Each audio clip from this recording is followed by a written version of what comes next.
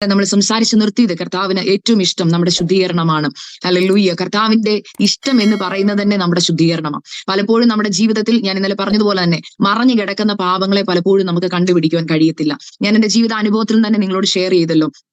നമ്മൾ പുറമേ കാണുന്ന കുറെ പാപങ്ങളുണ്ട്, അതൊക്കെ നമുക്ക് ഏറ്റുപറയുവാനും നമുക്ക് ക്ഷമ ചോദിക്കുവാനും നമുക്ക് കഴിയും. എന്നാൽ മറഞ്ഞു കിടക്കുന്ന പാപങ്ങൾ നമ്മൾക്ക് ഒരിക്കലും പെട്ടെന്ന് കണ്ടുപിടിക്കാൻ കഴിയത്തില്ല. കാരണം നമ്മൾ ചിലപ്പോൾ വർഷങ്ങളായി മാറ്റിയിട്ടിരിക്കുന്ന കാര്യങ്ങളാണ്. അതിലെ ഒരു കാര്യം ഞാൻ തുടക്കത്തിൽ തന്നെ തൊടുവാൻ ആഗ്രഹിക്കുകയാണ്. പരിശുദ്ധാത്മാവ് ഇങ്ങനെ പറയുന്നു, ഞാൻ ഇന്നലെ പറഞ്ഞല്ലോ, മറഞ്ഞു കിടക്കുന്ന അത് കോപമാവാം, മറ്റുള്ളവരോടുള്ള വൈരാഗ്യമാകാം, പകയാകാം, ഇതൊക്കെ അസൂയയാവാം. എന്നാൽ ഇതിനെ നമ്മൾ കാര്യമായി എടുക്കാതെ വരുമ്പോൾ ഇത് കറ പിടിച്ച് നമ്മുടെ ഹൃദയത്തിന്റെ ഉൾത്തടങ്ങളിൽ മാറിക്കിടക്കും. എന്നാൽ അതായിരിക്കും നമുക്ക് ദൈവവുമായിട്ടുള്ള ഒരു വ്യക്തിപരമായ ആഴമേറിയ ബന്ധത്തിന് തടസ്സമായി നിൽക്കുന്നത്. കാരണം കർത്താവിന്റെ വചനം ഇങ്ങനെ പറയുന്നു, കർത്താവിന്റെ ഇഷ്ടമോ നിങ്ങളുടെ ശുദ്ധീകരണം തന്നെ. എന്നിട്ട് പറയുന്നു, ശുദ്ധീകരണം കൂടാതെ ആർക്കും കർത്താവിനെ കാണുവാൻ കഴിയില്ല, അല്ലെങ്കിൽ കർത്താവിനെ പ്രസാദിപ്പിക്കാനും കഴിയത്തില്ല. ഇന്നത്തെ പരിശുദ്ധാത്മാവ് എനിക്ക് തന്ന ആദ്യത്തെ തോട്ട് ഇതാണ്. കർത്താവിന്റെ ഇഷ്ടം നമ്മുടെ ശുദ്ധീകരണമാണെങ്കിൽ നമുക്ക് സൗഖ്യം വരേണ്ടത് ഏതു മേഖലയിലാണ്? ശുദ്ധീകരണത്തിന്, കർത്താവിന്റെ സന്നിധിയിൽ ശുദ്ധീകരണത്തോടെ നിൽക്കാൻ നിങ്ങൾക്ക് അല്ലെങ്കിൽ അതിന് മനസ്സുണ്ടോ? എന്നോടും കൂടെ ഉള്ളൊരു ചോദ്യമാണത്. ഞാനും എന്റെ ജീവിതത്തിൽ ഞാൻ വചനം പറയുമ്പോൾ ഞാൻ ഇന്നലെ നിങ്ങളോട് പറയുവാനിടയായിത്തീർന്നു. ഇത് പരിശുദ്ധാത്മാവ് എന്നെ പഠിപ്പിച്ച ചില തോട്ടുകളാണ് ഞാൻ നിങ്ങളുമായിട്ട് ഷെയർ ചെയ്യുന്നത്. എന്റെ ജീവിതത്തിലും ഞാൻ പറഞ്ഞല്ലോ, ഞാൻ ഒരു പെന്തക്കോസ്ത് കുടുംബത്തിൽ ജനിച്ചു വളർന്നതാണ്. ഞാനൊരു പാസ്റ്ററുടെ മകളാ. ജനിച്ചു വീഴുന്നത് നമ്മൾ പറഞ്ഞല്ലോ സൺഡേ സ്കൂളിനകത്തോട്ട്.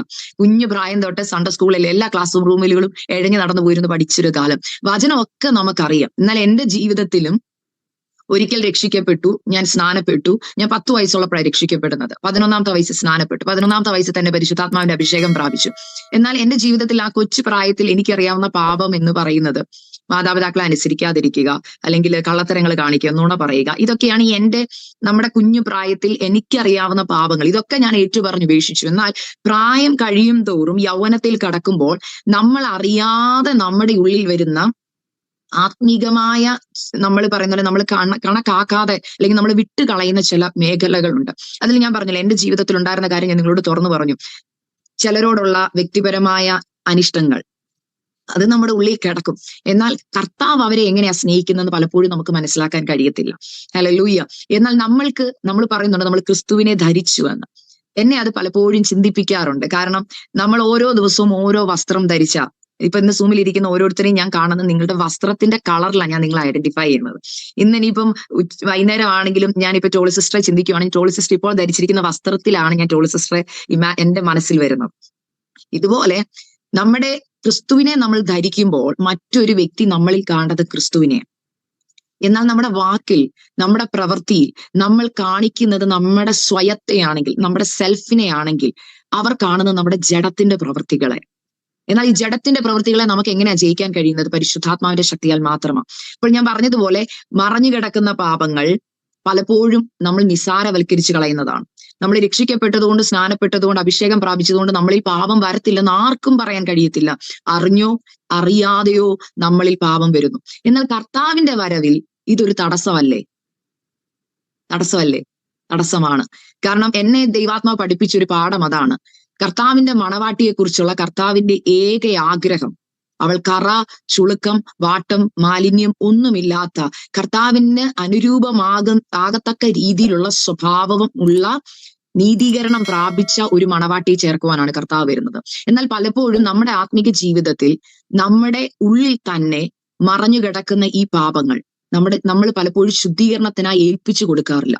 കാരണം ചിലർ, എന്റെ ജീവിതത്തിൽ ഞാൻ പലരോട് സംസാരിക്കാൻ പറയുന്ന ഒരു കാര്യമുണ്ട്, എനിക്ക് പറ്റുന്നില്ല സിസ്റ്റർ, എനിക്ക് അറിയാം ഇത് പാപമാണെന്ന്, എന്നാൽ എനിക്കതിന് കഴിയുന്നില്ല. അത് എന്തുകൊണ്ട് കഴിയുന്നില്ല? കാരണം ഞാൻ ഇന്നലെ അത് പറഞ്ഞു നിർത്തിയപ്പോൾ അതിനൊരു സൊല്യൂഷനും കൂടെ പറഞ്ഞു തരണമല്ലോ. എന്റെ ജീവിതത്തിൽ അതെന്നെ മനസ്സിലാക്കി തന്നത്, നമ്മൾ ആഴമായി വചനം പഠിക്കുക. വചനത്തിൽ എല്ലാത്തിനും സൊല്യൂഷൻസ് കൊടുത്തിട്ടുണ്ട്, എങ്ങനെ പാപത്തിൽ നിന്ന് പുറത്തു വരാം. അതിന് ഏറ്റവും നല്ല ഉദാഹരണമാണ് ദാവീദാണല്ലോ സങ്കീർത്തനം എഴുതിയിരിക്കുന്നത്. ഇന്ന് പ്രിയ കർത്താവിന്റെ ദാസൻ പ്രാർത്ഥിച്ചപ്പോഴും അദ്ദേഹം ആ വാക്ക് കൂട്ടി വരണ്ടേത്ര, ദാവീദിനെ പോലെ കർത്താവെ മറഞ്ഞു കിടക്കുന്ന പാപങ്ങൾ ഞങ്ങളോട് ക്ഷമിക്കണം. ദാവീദ് അവിടെ പറയുന്ന ഒരു കാര്യമുണ്ട്, കർത്താവെ മനസ്സൊരുക്കമുള്ള ആത്മാവിനാൽ എന്നെ കാക്കണം, അല്ലെങ്കിൽ നിന്റെ ആത്മാവിനെ എന്നിൽ നിന്ന് എടുത്തു കളയരുത്. എന്തുകൊണ്ടാണ് ദാവീദ് അങ്ങനെ പ്രാർത്ഥിച്ചത്? കാരണം ദാവീദിനറിയാം, ആത്മാവ് അവന്റെ മേൽ ഉണ്ടായിരുന്നപ്പോൾ അവന് പലതിനെയും ജയിക്കാനുള്ള ഒരു കൃപയും ശക്തിയും ഉണ്ടായിരുന്നു. എന്നാൽ പലപ്പോഴും അവൻ പരിശുദ്ധാത്മാവിനെ അനുസരിക്കാതെ വന്നപ്പോൾ, അല്ലെങ്കിൽ എടുത്ത തീരുമാനത്തിൽ നിൽക്കാൻ കഴിയാതെ വന്നപ്പോഴാണ് അവന്റെ ജീവിതത്തിൽ പാപം വന്നത്. ദാവീദ് എടുത്തൊരു തീരുമാനമായിരുന്നല്ലോ, ഞാൻ രാവിലെയും ഉച്ചയ്ക്കും വൈകിട്ടും എന്റെ സങ്കടം ബോധിപ്പിച്ച കാര്യം. എന്നാൽ ആ തീരുമാനത്തിൽ നിൽക്കാൻ പറ്റാതെ വന്ന ഒരു സാഹചര്യം അവന്റെ മുമ്പിൽ ഉണ്ടായിരുന്നു. ഇത് നമ്മുടെ ജീവിതത്തിൽ ഒരു പാപമായി കാണും. എടുത്ത തീരുമാനങ്ങൾ നമുക്ക് നിൽക്കാൻ കഴിയുന്നില്ല, അല്ലെങ്കിൽ അഭിഷേകം പ്രാപിച്ചു, പരിശുദ്ധാത്മാവിനെ പ്രാപിച്ചു, എന്നാൽ പരിശുദ്ധാത്മാവിനെ അനുസരിക്കാൻ പറ്റുന്നില്ല. പരിശുദ്ധാത്മാവ് എപ്പോഴും പാപത്തെക്കുറിച്ചും നീതിയെക്കുറിച്ചും ന്യായവിധിയെക്കുറിച്ചും നമ്മൾക്ക് എപ്പോഴും ബോധം വരുത്തിക്കൊണ്ടിരിക്കും. ഞാൻ രാവിലെ ഉണരുന്ന സമയം തൊട്ട് രാത്രി വരെ എന്റെ ഭർത്താവിന് എന്റെ കൂടെ ഇരിക്കാൻ പറ്റത്തില്ല, എന്റെ പപ്പയ്ക്കോ മമ്മിക്കോ എന്റെ കൂടെ ഇരിക്കാൻ കഴിയത്തില്ല. എന്നാൽ 24 മണിക്കൂറും എന്റെ കൂടെ ഫെലോഷിപ്പ് ഉള്ള ഒരു വ്യക്തിയാണ് പരിശുദ്ധാത്മാവ്. ആ പരിശുദ്ധാത്മാവ് ഒരിക്കലും എന്നിൽ നിന്ന് പോകാൻ ആഗ്രഹിക്കുന്നില്ല, എന്റെ കൂടെ അധിവസിക്കാനാണ് ആഗ്രഹിക്കുന്നത്. എന്തുകൊണ്ടാ? കർത്താവായ യേശു ക്രിസ്തു ഈ ലോകം വിട്ടു പോകുമ്പോൾ, സ്വർഗത്തിലേക്ക് പോകുമ്പോൾ ആക്കി വെച്ച ഒരു ആളാണ് പരിശുദ്ധാത്മാവ്. ഞാൻ പോകുന്ന നിങ്ങൾക്ക് ഏറെ ഗുണം, കാരണം ഞാൻ പോയാൽ നിങ്ങൾക്ക് കാര്യസ്ഥനെ ലഭിക്കും. ആ കാര്യസ്ഥനെ നമുക്ക് വേണ്ടി ആക്കി വെച്ചിരിക്കുക.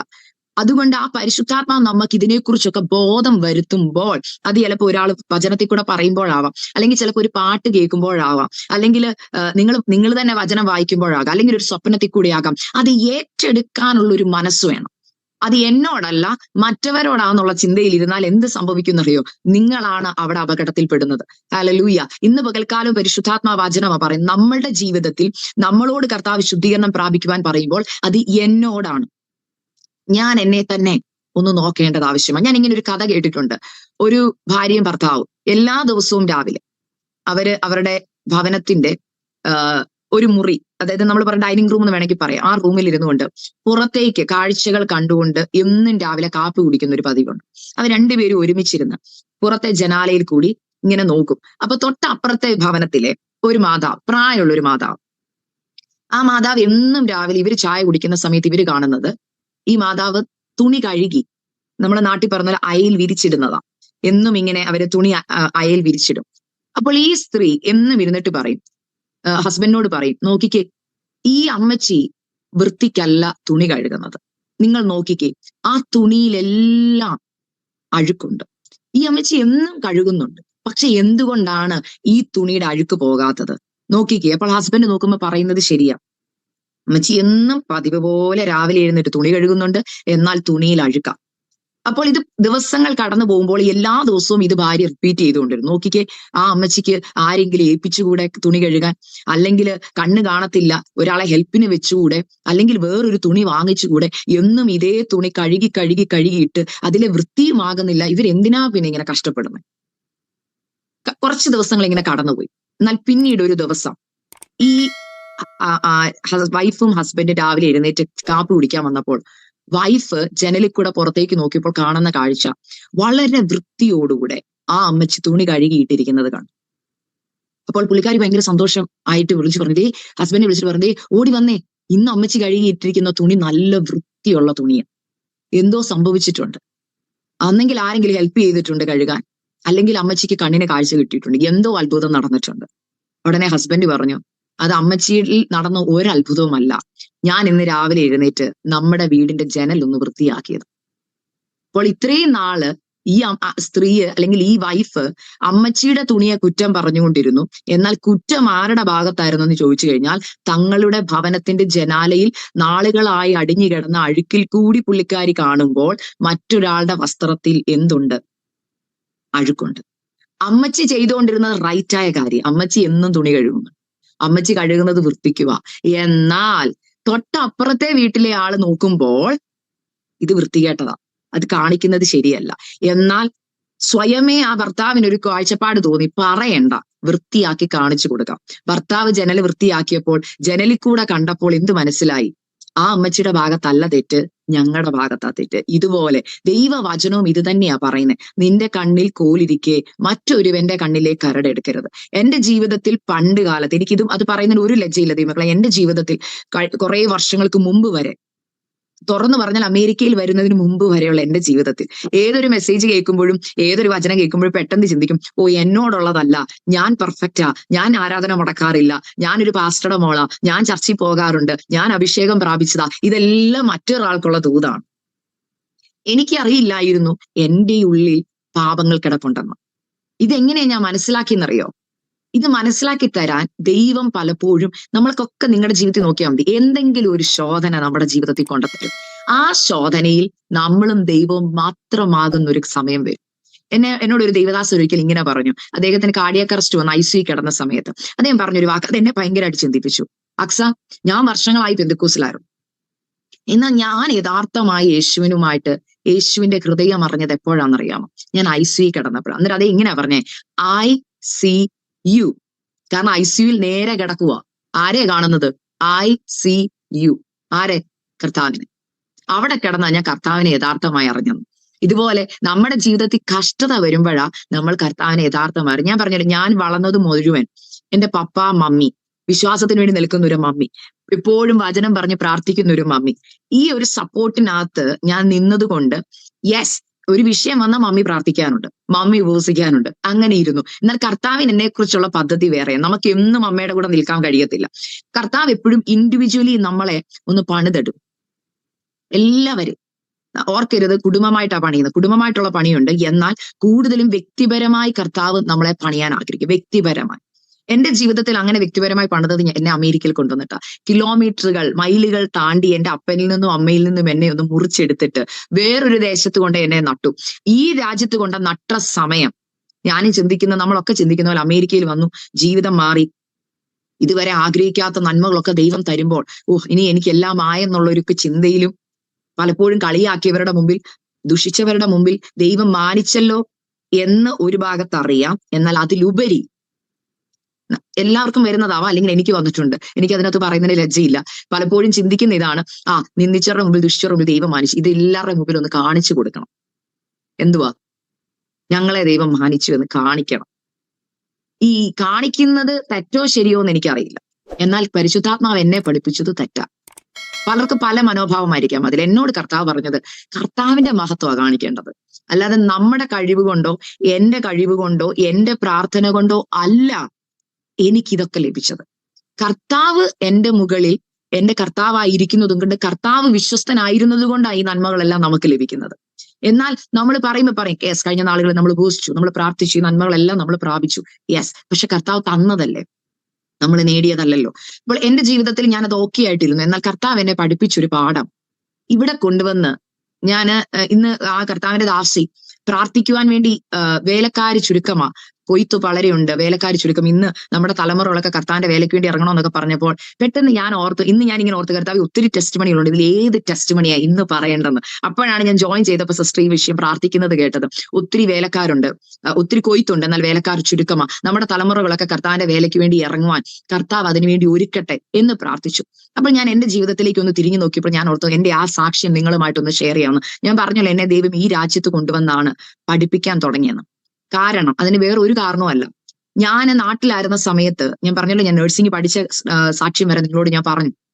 കർത്താവ് ലോൺ തന്നു, ഞാൻ പഠിച്ചു, നഴ്സിംഗ് പഠിച്ചു. അത് കഴിഞ്ഞ് കർത്താവ് ഞാൻ ആഗ്രഹിച്ചതുപോലെ കർത്താവ് എനിക്ക് അവിടെ ജോലി നൽകി തന്നു. എല്ലാ കാര്യങ്ങളും ദൈവം ഏറ്റവും നന്നായി ചെയ്തു.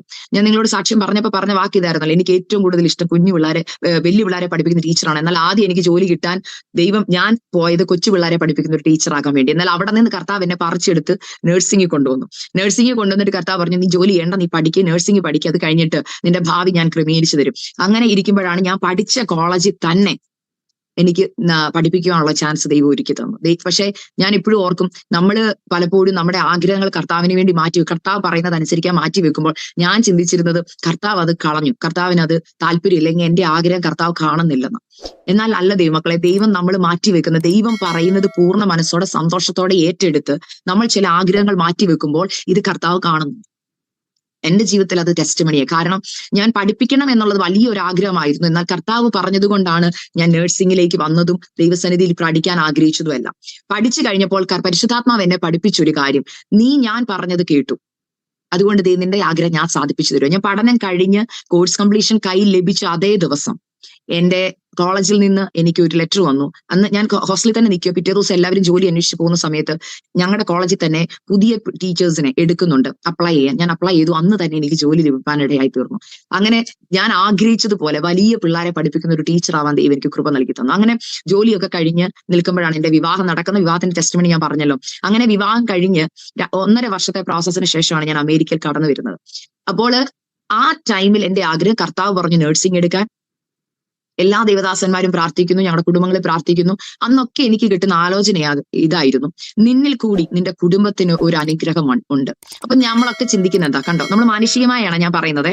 നിന്നിൽ കൂടി നിന്റെ കുടുംബം അനുഗ്രഹിക്കപ്പെടും, നിന്നിൽ കൂടി നിന്റെ മാതാപിതാക്കൾക്ക് ഒരു ഭവനം പണിയപ്പെടും, നിന്നിൽ കൂടി നിന്റെ സഹോദരങ്ങൾ അനുഗ്രഹിക്കപ്പെടും. അപ്പൊ ഞാൻ മാനുഷികമായി ചിന്തിച്ചു, ശരിയാ, ഞാൻ നഴ്സിംഗ് എടുത്തു, ഇനിയിപ്പോ ദേ അമേരിക്കയിൽ കടന്നു വന്നു, ഇനി എന്ത് ചെയ്യും? എനിക്ക് ജോലിയൊക്കെ ചെയ്ത് എന്റെ പപ്പായെയും എന്റെ മമ്മിയും സഹോദരങ്ങളെയും ഒക്കെ നോക്കാം.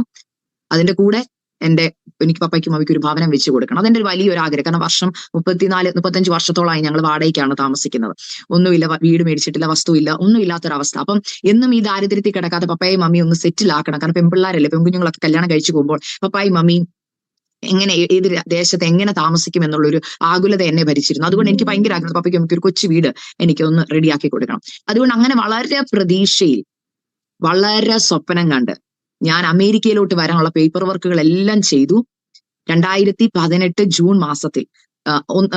ജൂൺ മാസത്തിൽ ഞാൻ 6-ാം തീയതിയാണ് അമേരിക്കയിലേക്ക് വരുന്നത്. ആ സമയത്തേക്കുള്ള എല്ലാ പ്രിപ്പറേഷനും ചെയ്തു, പേപ്പർ വർക്കുകൾ നടന്നു.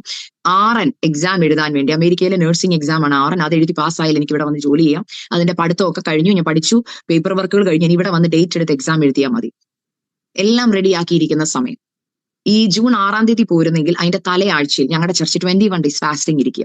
ഈ ഫാസ്റ്റിംഗ് നടക്കുന്ന സമയത്ത് കർത്താവ് ഞങ്ങളുടെ സഭയിലേക്ക് ഒരു ദൈവദാസനെ അയച്ചു. ഈ ദൈവദാസൻ സഭയിൽ വന്നിട്ട്, യൂഷ്വലി നിങ്ങൾക്കൊക്കെ അറിയാം, ചർച്ചിൽ ഫാസ്റ്റിംഗ് പ്രയർ നടക്കുമ്പോൾ നമ്മൾ ദൈവദാസന്മാരെ ശുശ്രൂഷയ്ക്ക് വിളിക്കുമ്പോൾ സാധാരണയായി കണ്ടുവരുന്നത്, അവർ എഴുന്നേൽക്കും, വചനം ശുശ്രൂഷിക്കാൻ വേണ്ടി തുടങ്ങുമ്പോൾ എല്ലാവരെയും ഒന്ന് ഗ്രീറ്റ് ചെയ്യും, വന്ദനം പറഞ്ഞ് വചനം പറയും. വചനത്തിന്റെ കൂടെ ദൂതുകളും ആലോചനകളും ഒക്കെ പറയുന്നതാണ് ഞാൻ ഇതുവരെ കണ്ടിട്ടുള്ളത്. എന്നാൽ അന്നത്തെ പ്രാർത്ഥനയിൽ നടക്കുന്ന കാര്യം ഇതാണ്, ഞാൻ പ്രാർത്ഥിക്കുവാൻ ആ പ്രാർത്ഥനയിൽ പങ്കെടുക്കുന്നുണ്ട്, എന്നാൽ പാട്ട് നടക്കുന്നുണ്ട്, പ്രാർത്ഥന നടക്കുന്നുണ്ട്, അവിടെ പ്രാർത്ഥനാ വിഷയങ്ങൾ പറയുന്നുണ്ട്, എല്ലാവരും പ്രാർത്ഥിക്കുമ്പോഴും എന്റെ മനസ്സ് അവിടെ എങ്ങും അല്ല. എന്റെ ബോഡി മാത്രമേ ആ ചർച്ചിലുള്ളൂ, എന്റെ മനസ്സ് അമേരിക്കയില. ഞാൻ ഇവിടെ വരുന്നു, ഞാൻ സ്വപ്നം കണ്ടുകൊണ്ടിരിക്കുക. നമ്മൾ പറഞ്ഞാലേ മണ്ണുകൊണ്ട് നമ്മളിങ്ങനെ കൊട്ടാരം ഒക്കെ കെട്ടത്തില്ലേ, മണൽത്തട്ട്. എന്റെ ഫീലിംഗ് അതായിരുന്നു. ഈ കടൽ തീരത്ത് പോയിരുന്ന് ഓരോ മുറികൾ ഇങ്ങനെ ഞാൻ പണിതുകൊണ്ടിരിക്കുക. ആദ്യത്തെ മുറി ഇതാണ്, എത്ര രൂപ എനിക്ക് സാലറി കിട്ടും, ഞാനിത് ഇമാജിൻ ചെയ്യുക. അപ്പൊ ഞാനിങ്ങനെ ചിന്തിച്ചു, ഞാൻ ഇങ്ങനെ എന്റെ ഹസ്ബൻഡ് പറഞ്ഞു കേട്ടിട്ടുണ്ട് ഏകദേശം ഒരു 1.5-2 ലക്ഷം രൂപ സാലറി കിട്ടും. അപ്പൊ ഞാനിങ്ങനെ ചിന്തിച്ചു, ഓക്കെ, ആഴ്ച 3 ദിവസം ജോലി ചെയ്യണം, ജോലി ചെയ്യുമ്പോൾ എനിക്ക് ഇത്ര രൂപ സാലറി കിട്ടും, ഇത്ര രൂപ സാലറി കിട്ടിക്കഴിഞ്ഞാൽ ആ സാലറിയുടെ ദശാംശം, ഇതൊക്കെ ഇരുന്ന് പ്ലാൻ ചെയ്യും. അവിടെ പ്രാർത്ഥന നടക്കുമോ, മനസ്സവിടെ ഇല്ല, ശരീരം മാത്രം. എത്ര രൂപ സാലറി കിട്ടും, ആ സാലറി ഇത്ര രൂപ പപ്പായ്ക്ക് അയച്ചു കൊടുക്കണം, എത്രയും പെട്ടെന്ന് ഒരു വസ്തു മേടിക്കണം, ഒരു വീട് വെക്കണം. അത് കഴിഞ്ഞിട്ട് എന്റെ അനീത്തിയെ പഠിപ്പിക്കണം, 3 അനീത്തിമാരെ പഠിപ്പിക്കണം, അവരെ ഇന്ന കോളേജിൽ വിട്ട് പഠിപ്പിക്കണം. അത് കഴിഞ്ഞ ഉടനെ ഞാൻ കഴിഞ്ഞുള്ള അനീത്തിക്ക് പ്രായമായി വരും, അവളെ കെട്ടിച്ചു വിടണം, ഇങ്ങനെ കല്യാണം നടത്തണം, ഇങ്ങനെ ഇരുന്ന് പ്ലാൻ ചെയ്യുക. അവിടെ പ്രാർത്ഥന നടക്കുന്നുണ്ട്, എന്റെ മനസ്സ് അവിടെ എങ്ങുമല്ല. ദൈവമക്കളെ, നമ്മൾ പറയത്തില്ലേ, മനസ്സ് അവിടെ, ശരീരം അവിടെ അല്ല. നമ്മൾ പറഞ്ഞ പോലെ മനസ്സ് അമേരിക്കയിൽ കിടക്കുക. ഇങ്ങനെ ചിന്തിച്ചുകൊണ്ടിരിക്കുമ്പോൾ ഈ ദൈവദാസനെ വചനം ശുശ്രൂഷിക്കാൻ പപ്പ ഇൻട്രൊഡ്യൂസ് ചെയ്തു. ഈ ദൈവദാസൻ എഴുന്നേറ്റ് ടേബിളിന്റെ പുറകിൽ നിന്നിട്ട് ആദ്യം പറഞ്ഞ വാക്കിതാ, ആ വലത്തുവശത്ത് ഭിത്തിയോട് ചാരിയിരിക്കുന്ന ആ വെള്ള ഷോൾ ഇട്ട മോളിങ് എഴുന്നേറ്റ് വരാൻ പറഞ്ഞു. പെട്ടെന്ന് വിളിച്ചപ്പോ ഞെട്ടിപ്പോയി. കാരണം ഒന്നാമതേ മനസ്സിൽ വേറെ എന്തൊക്കെയോ ചിന്തകൾ നടക്കുമ്പോൾ ഈ ദൈവദാസൻ, അപ്പൊ ഞാൻ ഇങ്ങനെ എന്നെ തന്നെ അല്ല, വേറെ ആരെങ്കിലും ആയിരിക്കും, എന്റെ സ്വപ്നം കണ്ടിന്യൂ ചെയ്യാൻ പറ്റാത്തതിന്റെ വിഷമത്തിൽ ഞാൻ ഇരിക്കുക. പെട്ടെന്ന് അത് ആരാണ്ട് വന്ന് എന്തോ പറഞ്ഞു തടസ്സപ്പെടുത്തി, മനസ്സിലാവുന്നുണ്ടോ? അങ്ങനെ ഒരു ഫീലിംഗ് ഞാൻ ഇരിക്കുക. പെട്ടെന്ന് ഈ ദൈവദാസൻ പറഞ്ഞു, ആ മോളിങ് എഴുന്നേറ്റ് വരാൻ പറഞ്ഞു. അപ്പൊ ഞാൻ ഓർത്ത്, കർത്താവ് ഞാൻ തന്നെയാണോ നോക്കി പറഞ്ഞു, അതെ, കണ്ണാടി വെച്ച മോള് തന്നെ എഴുന്നേറ്റ് വരാൻ പറഞ്ഞു. അപ്പൊ ഞാൻ എഴുന്നേറ്റ് ഫ്രണ്ടിൽ ചെന്ന് നിൽക്കുമ്പോൾ ദൈവദാസൻ പറഞ്ഞു, എന്നെ ഇന്ന് ഈ സഭയിലേക്ക് ദൈവം അയച്ചത് നിനക്ക് ഒരു ദൂത് പറയാൻ വേണ്ടി മാത്രം. എനിക്ക് ഈ സഭയോട് ഒരു ദൂതില്ല, ആലോചനയില്ല, നിനക്ക് വേണ്ടി മാത്രം ഒരു ദൂത് പറയാൻ വേണ്ടി ഞാൻ ഈ സഭയിൽ വന്നിരിക്കുന്നത്. അപ്പൊ ഞാൻ സത്യം പറഞ്ഞാൽ പേടിച്ചുപോയി. ഞാൻ ഓർത്ത്, കർത്താവ് വിവേചന വരെയുള്ള ഏതോ ഒരു ദൈവദാസന, ഇദ്ദേഹം വിവേചിച്ചാൽ ഞാൻ ഇപ്പൊ കണ്ടതൊക്കെ പുറത്തു വരും. അതുകൊണ്ട് ഞാൻ അവിടെ നിന്ന് അപ്പ സോറി പറഞ്ഞു, യേശുപ്പച്ചാ ഒന്നും പുറത്ത് പറയല്ലേ, ഞാൻ ഇനി ഒരിക്കൽ പോലും ചർച്ചിലിരുന്ന് വേണ്ടാത്ത ചിന്തകളൊന്നും ഞാൻ ചിന്തിക്കത്തില്ല, എന്നോട് ക്ഷമിക്കണം, അങ്ങയുടെ രക്തത്താ കഴുകണം എന്നൊക്കെ പറഞ്ഞ് ശുദ്ധീകരണമൊക്കെ പ്രാപിച്ചു. പേടിയായിപ്പോ, എല്ലാം പുറത്ത് പറയും എന്നുള്ള ചിന്തയിലിരിക്കുക. ആ ദൈവദാസൻ ഇങ്ങനെയാണ് പറഞ്ഞത്, എന്റെ തലയിലോട്ട് കൈവച്ചിട്ട്. ഞാൻ മുഴങ്കാലിൽ ഇരിക്കുക. അദ്ദേഹം എന്റെ തലയിലോട്ട് കൈവച്ചിട്ട് ഇങ്ങനെ പറഞ്ഞു, അദ്ദേഹത്തിന് അറിയത്തില്ല ഞാൻ പാസ്റ്ററുടെ മോളാണെന്നോ, ആ സഭയിലെ പാസ്റ്ററുടെ മോളാണെന്നോ, എന്റെ വിവാഹം കഴിഞ്ഞെന്നോ, ഞാൻ അമേരിക്കയിൽ പോകുന്ന ഒന്നും ആ ദൈവദാസൻ അറിയത്തില്ല. കംപ്ലീറ്റ്ലി നമുക്ക് ഒരു ദൈവദാസൻ, ഞങ്ങള് പറഞ്ഞല്ലോ വന്നിരിക്കുന്ന ഒരു ദൈവദാസൻ. ഈ ദൈവദാസൻ എന്റെ തലയിലോട്ട് കൈവച്ചിട്ട് ഇങ്ങനെയാണ് പറയുന്നത്, നീ ഒരു ദൂരദേശത്തേക്ക് യാത്രയ്ക്ക് ഒരുങ്ങുകയാണ്. എന്നാൽ നീ ആ ദേശത്തേക്ക് പോകുമ്പോൾ ഞാൻ നിന്നെ ആ രാജ്യത്തേക്ക് അയക്കുന്നതിന്റെ ഉദ്ദേശം എന്തെന്ന് നീ മനസ്സിലാക്കണം. എന്നിട്ട് പറഞ്ഞത് ഇങ്ങനെയാ, നീ ആ രാജ്യത്ത് കാല് കുത്തുന്നത് ജോലി ചെയ്യുവാനല്ല, എന്റെ വേലയ്ക്ക് വേണ്ടി ഞാൻ നിന്നെ അഭിഷേകം ചെയ്ത് ആ രാജ്യത്തേക്ക് അയക്കുക. എന്നിട്ട് അദ്ദേഹം എടുത്തു പറഞ്ഞു, നീ ഒരു ദിവസം പോലും ആ രാജ്യത്ത് ജോലി ചെയ്യത്തില്ല. ഞാൻ നിന്നെ ആ രാജ്യത്ത് അയക്കുന്നത് ഇരുട്ടിക്കിടക്കുന്ന ഒരു തലമുറയെ പാപത്തിൽ നിന്ന് വലിച്ചെടുക്കേണ്ടതിന് ഒരു പുതിയ അഭിഷേകത്തോടും അനോയിന്റിങ്ങോടും കൂടെ ഞാൻ നിന്നെ രാജ്യത്ത് അയക്കുന്നു എന്ന് പറഞ്ഞു. ഇത് കേട്ടതും ദൈവമക്കളെ ഇത്രയും നേരം ഉണ്ടാക്കി വെച്ച ചില്ലുകൊട്ടാരം മൊത്തം അല്ലെങ്കിൽ മൺകൂടാരം മൊത്തം ഇടിഞ്ഞു പൊളിഞ്ഞ് താഴോട്ട്. ഞാൻ പറഞ്ഞല്ലോ, എന്റെ ജീവിതത്തിൽ എപ്പോഴും ടേണിംഗ് പോയിന്റുകൾ ഇങ്ങനത്തെ ആലോചനകളാണ്. ഞാൻ പറഞ്ഞല്ലോ, നഴ്സിംഗിന് പോകാൻ വേണ്ടി തീരുമാനം എടുത്ത കാര്യമൊക്കെ ഞാൻ നിങ്ങളോട് പറഞ്ഞതാ. ടീച്ചിങ്ങിന് പോകാൻ വേണ്ടി ആഗ്രഹിച്ച് ടിക്കറ്റും ബുക്ക് ചെയ്ത് ചെല്ലുമ്പോഴാ അതല്ല നഴ്സിംഗ് ആണെന്ന് പറഞ്ഞു വിടുന്നു. ഇതുപോലെ അടുത്തൊരു വലിയ ടേണിംഗ് പോയിന്റാ കുടുംബജീവിതം. ഞാൻ കല്യാണം കഴിഞ്ഞതേ ഉള്ളൂ, ഞങ്ങൾക്ക് ഒരുമിച്ച് ജീവിക്കാൻ പറ്റിയിട്ടില്ല. വളരെ പ്രതീക്ഷയോടും സ്വപ്നങ്ങളോടുകൂടെ നമ്മൾ ഒരു തീരുമാനത്തിലേക്ക് യാത്ര ചെയ്ത് പോരാൻ വേറൊരു രാജ്യത്തേക്ക് പറക്കും. ഞാൻ ആദ്യമായിട്ട് ഇന്ത്യ വിട്ടു പോകുന്നത് അമേരിക്കയിലോട്ട്. അപ്പം വലിയൊരു സ്റ്റെപ്പാ. എടുത്തു വെക്കുമ്പോൾ അടുത്ത ടേണിംഗ് പോയിന്റ് കർത്താവ് അവിടെ വന്ന് നിൽക്കുക. കറക്റ്റ് നമ്മൾ പോരുന്നതിന്റെ തലയാഴ്ച. എന്നിട്ട് പറയുന്നത് എന്തുവാ, എനിക്ക് വിശ്വസിക്കാൻ പറ്റുന്നില്ല. അപ്പൊ ഞാൻ എല്ലാം നഴ്സിംഗ് മരുന്നെടുക്കാത്ത എന്നെ എന്തിനാ നഴ്സിംഗിന് വിട്ടെന്ന് ചോദിച്ചതുപോലെ 100 ചോദ്യങ്ങൾ ആ സമയം കൊണ്ട് എന്റെ ഹൃദയത്തിൽ കൂടെ ഇങ്ങനെ കറങ്ങാൻ തുടങ്ങി. കർത്താവെ, പിന്നെ എന്തിനാ എന്നെ നഴ്സിംഗിന് വിട്ടത്? ഞാൻ ഓർത്തെ, അപ്പൊ എന്നോട് ഇത്രയും നാളുമൊക്കെ ഞാൻ കേട്ട ദൂതുകളോ, നിന്നിക്കൂടി നിന്റെ കുടുംബം അനുഗ്രഹിക്കപ്പെടും, നിന്നിക്കൂടി നിന്റെ മാതാപിതാക്കൾക്ക് ഭവനം ഉണ്ടാവും, നിന്നിക്കൂടി നിന്റെ സഹോദരങ്ങൾ അനുഗ്രഹിക്കപ്പെടും. ഇനി ഇതൊക്കെ എങ്ങനെയാ നടക്കുന്നത്? നമുക്ക് എല്ലാവർക്കും ചോദ്യം കാണും. കാരണം എന്റെ ചോദ്യം ഇത് 100 വട്ടം വന്നു. കരയുക, ഞാൻ ഏങ്ങലടിച്ച് കരഞ്ഞ് വീട്ടിൽ വന്നു. ഇത് പക്ഷെ എന്റെ മമ്മിക്കും പപ്പയ്ക്കും ഭയങ്കര സന്തോഷം. ഞാൻ നോക്കി മമ്മി ഭയങ്കര സന്തോഷത്തിൽ, കർത്താവെ നീ സംസാരിച്ചതിന് നന്ദി. എന്റെ ഏറ്റവും വലിയ ആഗ്രഹം എന്റെ 4 പെൺകുഞ്ഞുങ്ങൾ കർത്താവിന്റെ വേല ചെയ്യണമെന്നുള്ള. അപ്പൊ ഞാൻ വീട്ടിൽ വന്ന് മമ്മി ഇത് പറയും, എന്റെ ദൈവമേ, എന്റെ പ്രാർത്ഥന നീ കേട്ടു, നീ വ്യക്തമായി എന്റെ കുഞ്ഞിനോട് സംസാരിച്ചു. അപ്പൊ ഞാൻ മമ്മിയോട് പറയും, മമ്മി നല്ല കാര്യമാ, പക്ഷെ എന്റെ എന്ന് പറഞ്ഞാൽ ഞാനൊരു പാസ്റ്ററുടെ മോളായി ജനിച്ചത് കൊണ്ട് പാസ്റ്റർമാരുടെ മക്കൾക്ക് അറിയാവുന്ന ഒരു കാര്യമുണ്ട്, ഒരിക്കലും പാസ്റ്റർമാരുടെ മക്കൾക്ക് ഒരു പാസ്റ്റർ ലൈഫ് വേണോന്ന് താല്പര്യമില്ല. കാരണം നമ്മൾ എന്തോ പാസ്റ്റേഴ്സ് ലൈഫ് എന്ന് കാണുന്നത്. അപ്പൊ ഞാൻ പറഞ്ഞു, കർത്താവിന്റെ വേലയൊക്കെ എനിക്ക് ഇഷ്ടമാണ്, പക്ഷെ എനിക്ക് അപ്പൊ പേടിയെ, എന്റെ ഹസ്ബൻഡിനെ ഇനി ദൈവം പാസ്റ്റർ വല്ലതും ആക്കുവോ, പാസ്റ്റർ ഇനി സഭാ ശുശ്രൂഷ വല്ലതും തരും, ഇതൊക്കെയാണ് എന്റെ ചിന്ത. എന്നാൽ കർത്താവ് പറയുന്നതും ഇതുമായിട്ട് എന്തുവാന്ന് കണക്ട് ചെയ്യാൻ പറ്റാത്തൊരവസ്ഥയാണ്. അല്പ ദിവസങ്ങൾ മുന്നോട്ട് പോയി ഞാൻ ദൈവസന്നിധി പ്രാർത്ഥിച്ചുകൊണ്ട് എനിക്ക് പക്ഷെ ഒരു മനസ്സമാധാനമില്ല, എങ്ങനെയാകും കാര്യങ്ങളെന്ന് ഓർത്തിട്ട് ഒരു മനസ്സമാധാനം. അങ്ങനെ ഇരുന്ന് ഞാൻ അടുത്ത നെക്സ്റ്റ് വീക്ക് യാത്ര തിരിച്ചിവിടെ വന്നു. അപ്പോൾ ഞങ്ങൾ മാനുഷികമായ ഒരു ഭാര്യ ഭർത്താവായി, നമ്മൾ അറിയാമല്ലോ, ഒരു കുടുംബജീവിതത്തിലേക്ക് കയറുമ്പോൾ നമുക്ക് കുറെ പ്ലാനിങ് ഉണ്ടല്ലോ. അപ്പൊ ഞങ്ങളുടെ പ്ലാനിങ് ഇതായിരുന്നു, ഇവിടെ വരിക, എത്രയും പെട്ടെന്ന് RN എഴുതുക, RN എഴുതി നല്ല മാർക്കോടെ പാസ്സായി എന്റെ ഹസ്ബൻഡ് അത്ര നേഴ്സ് ആയിട്ട് ഒരു ഹോസ്പിറ്റലിൽ വർക്ക് ചെയ്യുക, ആ ഹോസ്പിറ്റലിൽ തന്നെ എനിക്ക് ജോലി കിട്ടും. അപ്പൊ ഞങ്ങൾക്ക് രണ്ടുപേർക്കും ഒരുമിച്ച് ജോലിക്ക് പോകാം, ഒരുമിച്ച് വരാം. അപ്പൊ അല്പസമയം ഇപ്പൊ എന്റെ ഹസ്ബൻഡ് പറഞ്ഞു, നീ ജോലി ചെയ്യുന്ന സാലറി നീ സൂക്ഷിച്ച് വെച്ച് നീ നിന്റെ പേരൻസിന് അയച്ചു കൊടുത്തു, ഇവിടെ ഒന്നിന്റെ ആവശ്യമില്ല, നീ അയച്ചു, നിന്റെ ഫാമിലിയുടെ കാര്യം നീ ടേക്ക് കെയർ ചെയ്തു, അതിനകത്ത് ഒരു കുഴപ്പമില്ല. അപ്പൊ എനിക്ക് ഭയങ്കര സന്തോഷമായി, സപ്പോർട്ട് ചെയ്യുന്ന ഒരു ഭർത്താവ്, എന്റെ പപ്പ മമ്മി, എന്റെ കുഞ്ഞുങ്ങൾ, എനിക്ക് അവർക്ക് നല്ല ഭക്ഷണം കൊടുക്കണം, ഇതൊക്കെയാണ് എന്റെ ചിന്ത. അവർക്ക് നല്ല ഭക്ഷണം, നല്ല വസ്ത്രം, ഇതൊക്കെ ഇങ്ങനെ ആഗ്രഹിച്ചിരിക്കുക. ഇവിടെ വന്ന് അല്പ ദിവസങ്ങളിൽ ഞാൻ പറഞ്ഞു, ഞങ്ങളുടെ കല്യാണം പെട്ടെന്ന് നടന്നുകൊണ്ട് അച്ഛൻ്റെ മമ്മിക്കോ സഹോദരങ്ങൾക്കോ ആർക്കും വരാൻ പറ്റിയില്ല. അതുകൊണ്ട് ഞാൻ ഇവരെയൊക്കെ കാണാൻ വേണ്ടി പോയി. അവർ വേറൊരു സ്റ്റേറ്റിലാണ് താമസിക്കുന്നത്, എന്റെ ഹസ്ബൻഡിന്റെ ഫാമിലി അറ്റ്ലാന്റ എന്ന് പറയും. ഞങ്ങൾ അവിടെ പോയി അവരെല്ലാം കണ്ടിട്ട് 1 മാസം കഴിഞ്ഞാണ് തിരിച്ചു വരുന്നത്. അപ്പൊ എന്റെ ഹസ്ബൻഡ് പറഞ്ഞൊരു കാര്യം ഉണ്ടായിരുന്നു, നമുക്ക് 2 വർഷത്തേക്കിന് കുഞ്ഞുങ്ങളൊന്നും വേണ്ട, ആദ്യം ജോലിയൊക്കെ ചെയ്ത് നീ ഇവിടെ ആയിട്ടൊന്ന് പൊരുത്തപ്പെട്ട് കാര്യങ്ങളൊക്കെ കഴിഞ്ഞിട്ട് മതി മക്കള്.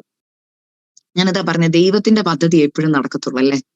ഞാൻ ഇത് കഴിഞ്ഞ് 1 മാസം, ഞങ്ങള് ജൂണിൽ 6-ാം തീയതി ഇവിടെ വരുന്നു, 8-ാം തീയതി ഞാൻ അമേരിക്ക കാല് കുത്തുന്നു. യാത്രകളെല്ലാം കഴിഞ്ഞ് ഞങ്ങള് 1 മാസം കഴിഞ്ഞ് തിരിച്ചു വരുന്നു. ജൂലൈ 1st വീക്ക് ഞാൻ അറിയുക, ഞാൻ പ്രഗ്നന്റാ, എനിക്ക് ദൈവം ഒരു കുഞ്ഞിനെ തരാൻ പോവാ. പെട്ടെന്ന് അത് അക്സെപ്റ്റ് ചെയ്യാൻ പറ്റത്തില്ല, കാരണം കുഞ്ഞും കൂടെ വന്നു കഴിഞ്ഞാൽ ഇപ്പൊ ഞാൻ പ്ലാൻ ചെയ്ത ഒരു കാര്യം നടക്കത്തില്ല. എന്തുവാ, എനിക്ക് എക്സാം എഴുതാൻ പോകാൻ പറ്റത്തില്ല. ഈ കുഞ്ഞുണ്ടായാൽ ആര് കുഞ്ഞിനെ നോക്കും? ഞങ്ങളുടെ ഇവിടെ ആരും ഞങ്ങളെ സഹായിക്കാനില്ല, പേരൻസ് ഇവിടെ ഇല്ല. അപ്പൊ പെട്ടെന്ന് നമ്മൾ പറഞ്ഞാൽ ഇതൊക്കെ മാനുഷികമാണ് ഞാൻ ഈ പറയുന്നത് കേട്ടോ, അപ്പോഴത്തെ ചിന്തയിലാണ് ഞാൻ പറയുന്നത്. ഈ ചിന്തയിൽ ഇരിക്കുമ്പോൾ എനിക്കിതൊന്നും ഉൾക്കൊള്ളാൻ പറ്റുന്നില്ല. ഇപ്പൊ ആ സിസ്റ്റർ പറഞ്ഞ പോലെ കർത്താവിന്റെ വേലയ്ക്ക് വേണ്ടി ഒരു ദാസിയുടെ ടെസ്റ്റിമണി പറഞ്ഞു കേട്ടില്ലേ, ഇതുപോലെ എനിക്ക് ഉൾക്കൊള്ളാൻ പറ്റാത്ത കാര്യങ്ങൾ എന്റെ ജീവിതത്തിൽ നടക്കുന്നത്. കാരണം എന്താണെന്നറിയോ, കർത്താവിന്റെ വിളിയുള്ള ആളാണ് ഞാൻ. കർത്താവ് ഓൾറെഡി വിളിച്ചു, അനുസരിക്കാന്നുള്ള എന്റെ കടമയാ. പക്ഷെ അങ്ങോട്ട് വിട്ടു കൊടുക്കാൻ, യെസ് എന്ന് പറയാൻ ഒരല്പം ബുദ്ധിമുട്ടാ, മനസ്സിലായോ? കാരണം നമുക്ക് ഒരുപാട് കാര്യങ്ങൾ നമ്മുടെ ചുറ്റും ഉള്ളത് കൊണ്ട്. എന്നാൽ എനിക്ക് ഒരു വശത്ത് അറിയാം, ഇതുവരെയുള്ള എന്റെ ജീവിതത്തിലേക്ക് ഒന്ന് തിരിഞ്ഞു നോക്കിയാൽ കർത്താവ് പറഞ്ഞത് അച്ചട്ടായിട്ട് എന്റെ ജീവിതത്തിൽ നടന്നിട്ടുണ്ട്. അതുകൊണ്ട് എനിക്കറിയാം കർത്താവിന്റെ കൈ എന്റെ മേൽ ഇങ്ങനെ ഇരിക്കുക, ഇനി അത് വിട്ട് എനിക്ക് പോകാൻ പറ്റത്തില്ലെന്ന് എനിക്ക് 100% അറിയുകയും ചെയ്യാം. ഞാൻ പ്രഗ്നന്റ് ആണെന്ന് അറിയുന്ന സമയം പെട്ടെന്ന് ഒരു ഷോക്കാം. എന്നാൽ ആ സമയത്ത് തന്നെ ഞാൻ ഒരു ദൈവശബ്ദം കേട്ടു. ശബ്ദം ഇങ്ങനെ, ഞാൻ നിനക്ക് ദോഷമായിട്ട് ഒന്നും ചെയ്തിട്ടില്ല, ഞാൻ ചെയ്യുന്നതെല്ലാം നിന്റെ നന്മയ്ക്കാം. ഇത് കേൾക്കുമ്പോൾ എനിക്കറിയാം കർത്താവ് എന്റെ കൂടെയുണ്ട്.